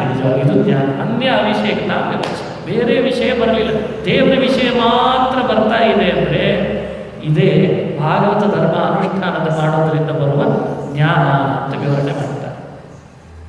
ಸರ್ವೋ ಹಿ ಕ್ರಿಯಾಂ ಕುರ್ವನ್, ಇದಕ್ಕಿಂತಲೂ ವಿಶೇಷವಾದ ಮಹಿಮೆಯನ್ನು ಹೇಳ್ತಾರೆ. ಜ್ಞಾನ ಎಂಥ ಜ್ಞಾನ ಬರ್ತದೆ ಭಾಗವತ ಧರ್ಮ ಅನುಷ್ಠಾನ ಮಾಡುವಾಗ ಅಂದರೆ, ಯಾವುದೇ ಕೆಲಸ ಮಾಡ್ತಾ ಇರಲಿ ಅಲ್ಲಿ ಎರಡು ಬರಬೇಕಂತ. ಒಂದು ಭಗವಂತನ ಕರ್ತೃತ್ವ, ಇನ್ನೊಂದು ಭಗವಂತನಲ್ಲಿರುವ ಪೂಜ್ಯತ್ವ. ಇವೆರಡೂ ನಮಗೆ ವಿಶೇಷ ಅನುಸಂಧಾನ ಬರಬೇಕು. ಇದೇ ಜ್ಞಾನ. ಕರ್ತೃತ್ವ ಮತ್ತು ಪೂಜ್ಯತ್ವ. ಯಾವುದೇ ಕೆಲಸ ಮಾಡಲಿ, ಅಹಮಿದಂ ಸಾಧಯಾಮಿ ಜ್ಞಾನೀತೋ ಅಹಂ ಅಂಶಂ ಪರಿತ್ಯಜ್ಯ ಮುಖ್ಯತಃ ಕರ್ತೃತ್ವ ಅನುಸಂಧಾನ. ಇದು ಆರಣ್ಯಕಾಚಾರ್ಯ ವ್ಯಾಖ್ಯಾನ ವಿಶೇಷ. ನಾನಿದನ್ನು ಮಾಡ್ತೇನೆ ಅಂತ ಕೆಲಸ ಮಾಡುವಾಗೆಲ್ಲ ಪ್ರತಿ ಕೆಲಸದ ಹಿಂದೆ ನಾನಿದನ್ನು ಮಾಡ್ತೇನೆ ಅಂತ ಅನ್ನೋದಕ್ಕೂ, ನಾನು ಅನ್ನೋ ಅಂಶವನ್ನು ಬಿಟ್ಟು ದೇವರು ನನ್ನಿಂದ ಇದನ್ನು ಮಾಡಿಸ್ತಾನೆ ಅನ್ನೋದಕ್ಕೂ ವ್ಯತ್ಯಾಸ ಇದೆ. ಅಹಮಿದಂ ಸಾಧಯಾಮಿ ಅಂತ ಮಂದ ಆ ಭಾವನೆಯನ್ನು ಮಾಡಿಕೊಳ್ತಾನೆ. ಜ್ಞಾನಿಯಾದವನು ಅಹಮಂಶವನ್ನು ಬಿಟ್ಟು ಆ ಭಗವಂತ ಮುಖ್ಯವಾಗಿ ನನ್ನೊಳಗಿದ್ದು ಮಾಡಿಸ್ತಾನೆ, ನಾನು ಮಾಡುವವನಲ್ಲ ಅಷ್ಟೇ, ಅವನು ಮಾಡುವವನು ಅಂತ. ಇದಕ್ಕೆ ಕರ್ತೃತ್ವ ಅನುಸಂಧಾನ ಅಂತ ಕರೀತಾರೆ. ಇನ್ನೊಂದು ಪ್ರಯೋಜನಂಚ ನಾಪೇಕ್ಷತೆ. ಮಾಡುವ ಕೆಲಸ ಒಳಗಿದ್ದು ದೇವರೇ ಮುಖ್ಯವಾಗಿ ಕರ್ತೃವಾಗಿ ಮಾಡಿಸಿದ ಮೇಲೆ ಅದಕ್ಕೆ ಯಾವ ಥರದ ಫಲವನ್ನು ಅಪೇಕ್ಷೆ ಪಡಲ್ಲ. ಮತ್ತೇನು ಮಾಡ್ತಾನೆ? ಕಿಂತು ಶ್ರೀಹರಿ ಪೂಜಾಸ್ತು ಇತಿ ಪಣಂತಿ. ಶ್ರೀಹರಿ ಪೂಜಾಮೇವ ಉದ್ದೇಶತೆ. ಇದು ಭಗವಂತನ ಪೂಜೆ ಇದು ದೇವರ ಪೂಜೆ ಎಂದು ಭಾವಿಸ್ತಾನೆ ಜ್ಞಾನಿಯಾದವರು. ಅತಯೇವ ಅತ್ಯಾಪಿ ಭಾಗವತಾಃ ಭುಕ್ತ್ವಾ ಶ್ರೀ ವಿಷ್ಣು ಪೂಜಾಸ್ತು ಇತಿ ಭಣಂತಿ. ಭಗವದ್ಭಕ್ತರು ಊಟ ಮಾಡಿದ ಮೇಲೂ ಕೂಡ ಏನು ಮಾಡಿದ್ರಿ? ದೇವರ ಪೂಜೆ ಮಾಡಿದೆ ಅಂತ ಹೇಳ್ತಾರೆ. ಊಟವನ್ನು ದೇವರ ಪೂಜೆಯಾಗಿ, ನಿದ್ರೆಯನ್ನು ದೇವರ ಪೂಜೆಯಾಗಿ, ನೀರಡಿಕೆಯನ್ನು ದೇವರ ಪೂಜೆಯಾಗಿ ಮಾಡುವವರಿದ್ದಾರೆ. ಅವರು ಭಾಗವತ ಎಲ್ಲೂ ನಮ್ಮ ಕರ್ತೃತ್ವವನ್ನು ಅವರು ತಿಳಿದುಕೊಳ್ಳುವುದಿಲ್ಲ. ನಾನು ಕರ್ತೃ ಅಂತ ಅವರು ಭ್ರಮಿಸಲ್ಲ. ಆ ನಾನು ಅನ್ನೋ ಭಾವ ದೂರ ಮಾಡ್ತಾರೆ. ಮುಖ್ಯತಃ ಭಗವಂತನಲ್ಲಿ ಕರ್ತೃತ್ವ ಅನುಸಂಧಾನ ಮಾಡಿಸ್ತಾರೆ. ಈ ಜ್ಞಾನ ಭಾಗವತ ಧರ್ಮ ಅನುಷ್ಠಾನ ಮಾಡ್ತಾ ಮಾಡ್ತಾ ಇದ್ದವನಿಗೆ ಬರ್ತದೆ ಅಂತ ಹೇಳ್ತಾ ಇದ್ದಾರೆ. ಮತ್ತೊಂದು ಅಂಶ, ಅನುಷ್ಠೀಯಮಾನ ಕ್ರಿಯಾಯಾಂ ಕರ್ತೃತ್ವ ಪೂಜ್ಯತ್ವಾಭ್ಯಾಂ ಧರ್ಮಾಭ್ಯಾಂ ಶ್ರೀಹರಿಂ ವಿಷೀಕುರುವ ಜ್ಞಾನಂ ಭಾಗವತ ಧರ್ಮ ಅನುಷ್ಠಾನೇನ ಲಭ್ಯಂ. ಪೂಜ್ಯತ್ವ ಬಂತು, ಇದು ದೇವರ ಪೂಜೆ, ದೇವರು ನನ್ನಿಂದ ಪೂಜ್ಯನಾದ ಅಷ್ಟೇ. ಹಾಗಾದರೆ ಎರಡು ಧರ್ಮ, ಒಂದು ಕರ್ತೃತ್ವ, ಇನ್ನೊಂದು ಪೂಜ್ಯತ್ವ. ಅದು ಎರಡೂ ದೇವರಲ್ಲೇ ಇದೆ. ನಂದೇನಿದೆ? ನಂದೇನೂ ಇಲ್ಲ. ನಾನು ನಿಮಿತ್ತ, ನನ್ನಿಂದ ಈ ಕ್ರಿಯೆಗಳನ್ನು ನಡೆಸ್ತಿದ್ದ. ಈಗ ಪುರಾಣ ಹೇಳುವ ಕಾರ್ಯ, ಪುರಾಣ ಕೇಳುವ ಕ್ರಿಯೆ ನಮ್ಮ ನಿಮ್ಮಿಂದ ನಡೀತಿದೆ ಅಂತನೋ, ನಮ್ಮೊಳಗಿದ್ದು ಭಗವಂತ ಕರ್ತೃವಾಗಿ ಅದನ್ನು ನಡೆಸ್ತಿದ್ದಾನೆ ಅಂತನೋ? ಹಾಗಾದರೆ ನಮ್ಮೊಳಗಿದ್ದು ದೇವರೇ ನಡೆಸ್ತಿದ್ದಾನೆ ಅಂದ ಮೇಲೆ ಇದು ಅವನ ಪೂಜಾ ರೂಪವಾಗಿದೆ ಅಂದರೆ ಅವನಿಗೆ ಪೂಜ್ಯತ್ವ. ಇಲ್ಲಿ ಫಲದ ಆಸೆ ಬೇಡ, ಫಲದ ಆಸೆ ಬಿಡೋಣ. ಹಾಗಾಗಿ ಇದು ಕರ್ತೃ ದೇವರು ಅಂತ ತಿಳಿಯೋಣ. ಇದು ಭಾಗವತ ಧರ್ಮ ಅನುಷ್ಠಾನದಿಂದ ಬರ್ತಿರುವ ಜ್ಞಾನ. ಇದು ಲಾಭ ಆಗಬೇಕಾದ್ರೆ ಭಾಗವತ ಧರ್ಮವನ್ನು ಎಲ್ಲರೂ ಅನುಷ್ಠಾನ ಮಾಡಬೇಕು. ಈ ತಿಳುವಳಿಕೆ ಗಟ್ಟಿಯಾಗಿ ಬರಬೇಕಾದ್ರೆ, ಸರಿಯಾಗಿ ಬರಬೇಕಾದ್ರೆ ಭಾಗವತ ಧರ್ಮ ಅನುಷ್ಠಾನ ಮಾಡಬೇಕು. ಇದನ್ನು ತಿಳಿಸ್ಲಿಕ್ಕೆ ಬಂದದ್ದು ತ್ವಚ್ಚರಣಾರವಿಂದಯೋ ಆವಿಷ್ಟ ಚಿತ್ತ ನಭವಾಯ ಕಲ್ಪತೆ. ದೇವರ ಕರ್ತೃತ್ವದ ತಿಳುವಳಿಕೆನೇ ಬರದೇ ಹೋದರೆ, ಅವನ ಪೂಜ್ಯತ್ವದ ತಿಳುವಳಿಕೆ ಬರದೇ ಹೋದರೆ, ಏನು ಮಾಡಿದರೆ ಏನಂತ, ಏನು ಮಾಡಿದರೆ, ಎಷ್ಟು ಕೊಡ ಹಾಲು ಅಭಿಷೇಕ ಮಾಡಿದರೆ ಏನು, ಎಷ್ಟು ಚಾತುರ್ಮಾಸ್ಯ, ಎಷ್ಟು ವ್ರತಗಳನ್ನು ಆಚರಿಸಿದರೆ ಏನು, ಎಷ್ಟು ಬಾರಿ ಮುದ್ರಧಾರಣೆ ಮಾಡಿಸಿಕೊಂಡ್ರೆ ಏನು, ಎಷ್ಟು ಗುಡಿ ಗುಂಡಾರಗಳಲ್ಲಿ ಸುತ್ತಿದರೆ ಏನು, ಭಗವಂತನ ಕರ್ತೃತ್ವ ಅವನ ಪೂಜ್ಯತ್ವದ ತಿಳುವಳಿಕೆನೇ ಬರ್ತಿಲ್ಲ ಅಂದರೆ ಇವನ್ನು ಮಾಡಿದ್ದೇನೆ. ಇವೆಲ್ಲ ಮಾಡೋದು ಇದು ಬರಲಿಕ್ಕೆ, ಈ ಜ್ಞಾನ ಬರಲಿಕ್ಕೆ. ಅದಕ್ಕೆ ಭಾಗವತ ಎಲ್ಲರನ್ನ ಕರೆಗೊಳ್ಳುತ್ತದೆ. ಬಾ, ಭಾಗವತ ಧರ್ಮಾನುಷ್ಠಾನ ಮಾಡು, ನಿನಗಿಂಥ ತಿಳುವಳಿಕೆ ನಾನು ಕೊಡ್ತೇನೆ ಅಂತ ಅದು ಕರೆಗೊಳ್ಳುತ್ತದೆ. ಇದನ್ನು ಹೇಳಲಿಕ್ಕೆ ಬಂದಂತೆ ಶೃಣ್ವನ್ ಗೃಣನ್ ಸಂಸ್ಮರಯಶ್ಚ ಚಿಂತಯನ್ ಅಂತ ವ್ಯಾಖ್ಯಾನ ಮಾಡಿದ್ದಾರೆ. ಈಗ ಇವತ್ತು ಸ್ವಲ್ಪ ಹೆಚ್ಚು ಹೊತ್ತಾಯಿತು ಅನಿಸ್ತದೆ. ಇವತ್ತಿನ ಉಪನ್ಯಾಸ ಇಲ್ಲಿ ಮುಕ್ತಾಯ ಮಾಡ್ತೀನಿ. ಇನ್ನು 3 ರೀತಿ ವ್ಯಾಖ್ಯಾನ ಪ್ರಾಯ ಉಳಿದಿದೆ. ನಾಳೆ ಆ 3 ವ್ಯಾಖ್ಯಾನವನ್ನು ನೋಡಿ ಮುಕ್ತಾಯ ಮಾಡೋಣ ಅಂತ ಹೇಳ್ತಾ ಶ್ರೀಕೃಷ್ಣ ಅರ್ಪಣಮಸ್ತು. ಹರಯೇ ನಮಃ.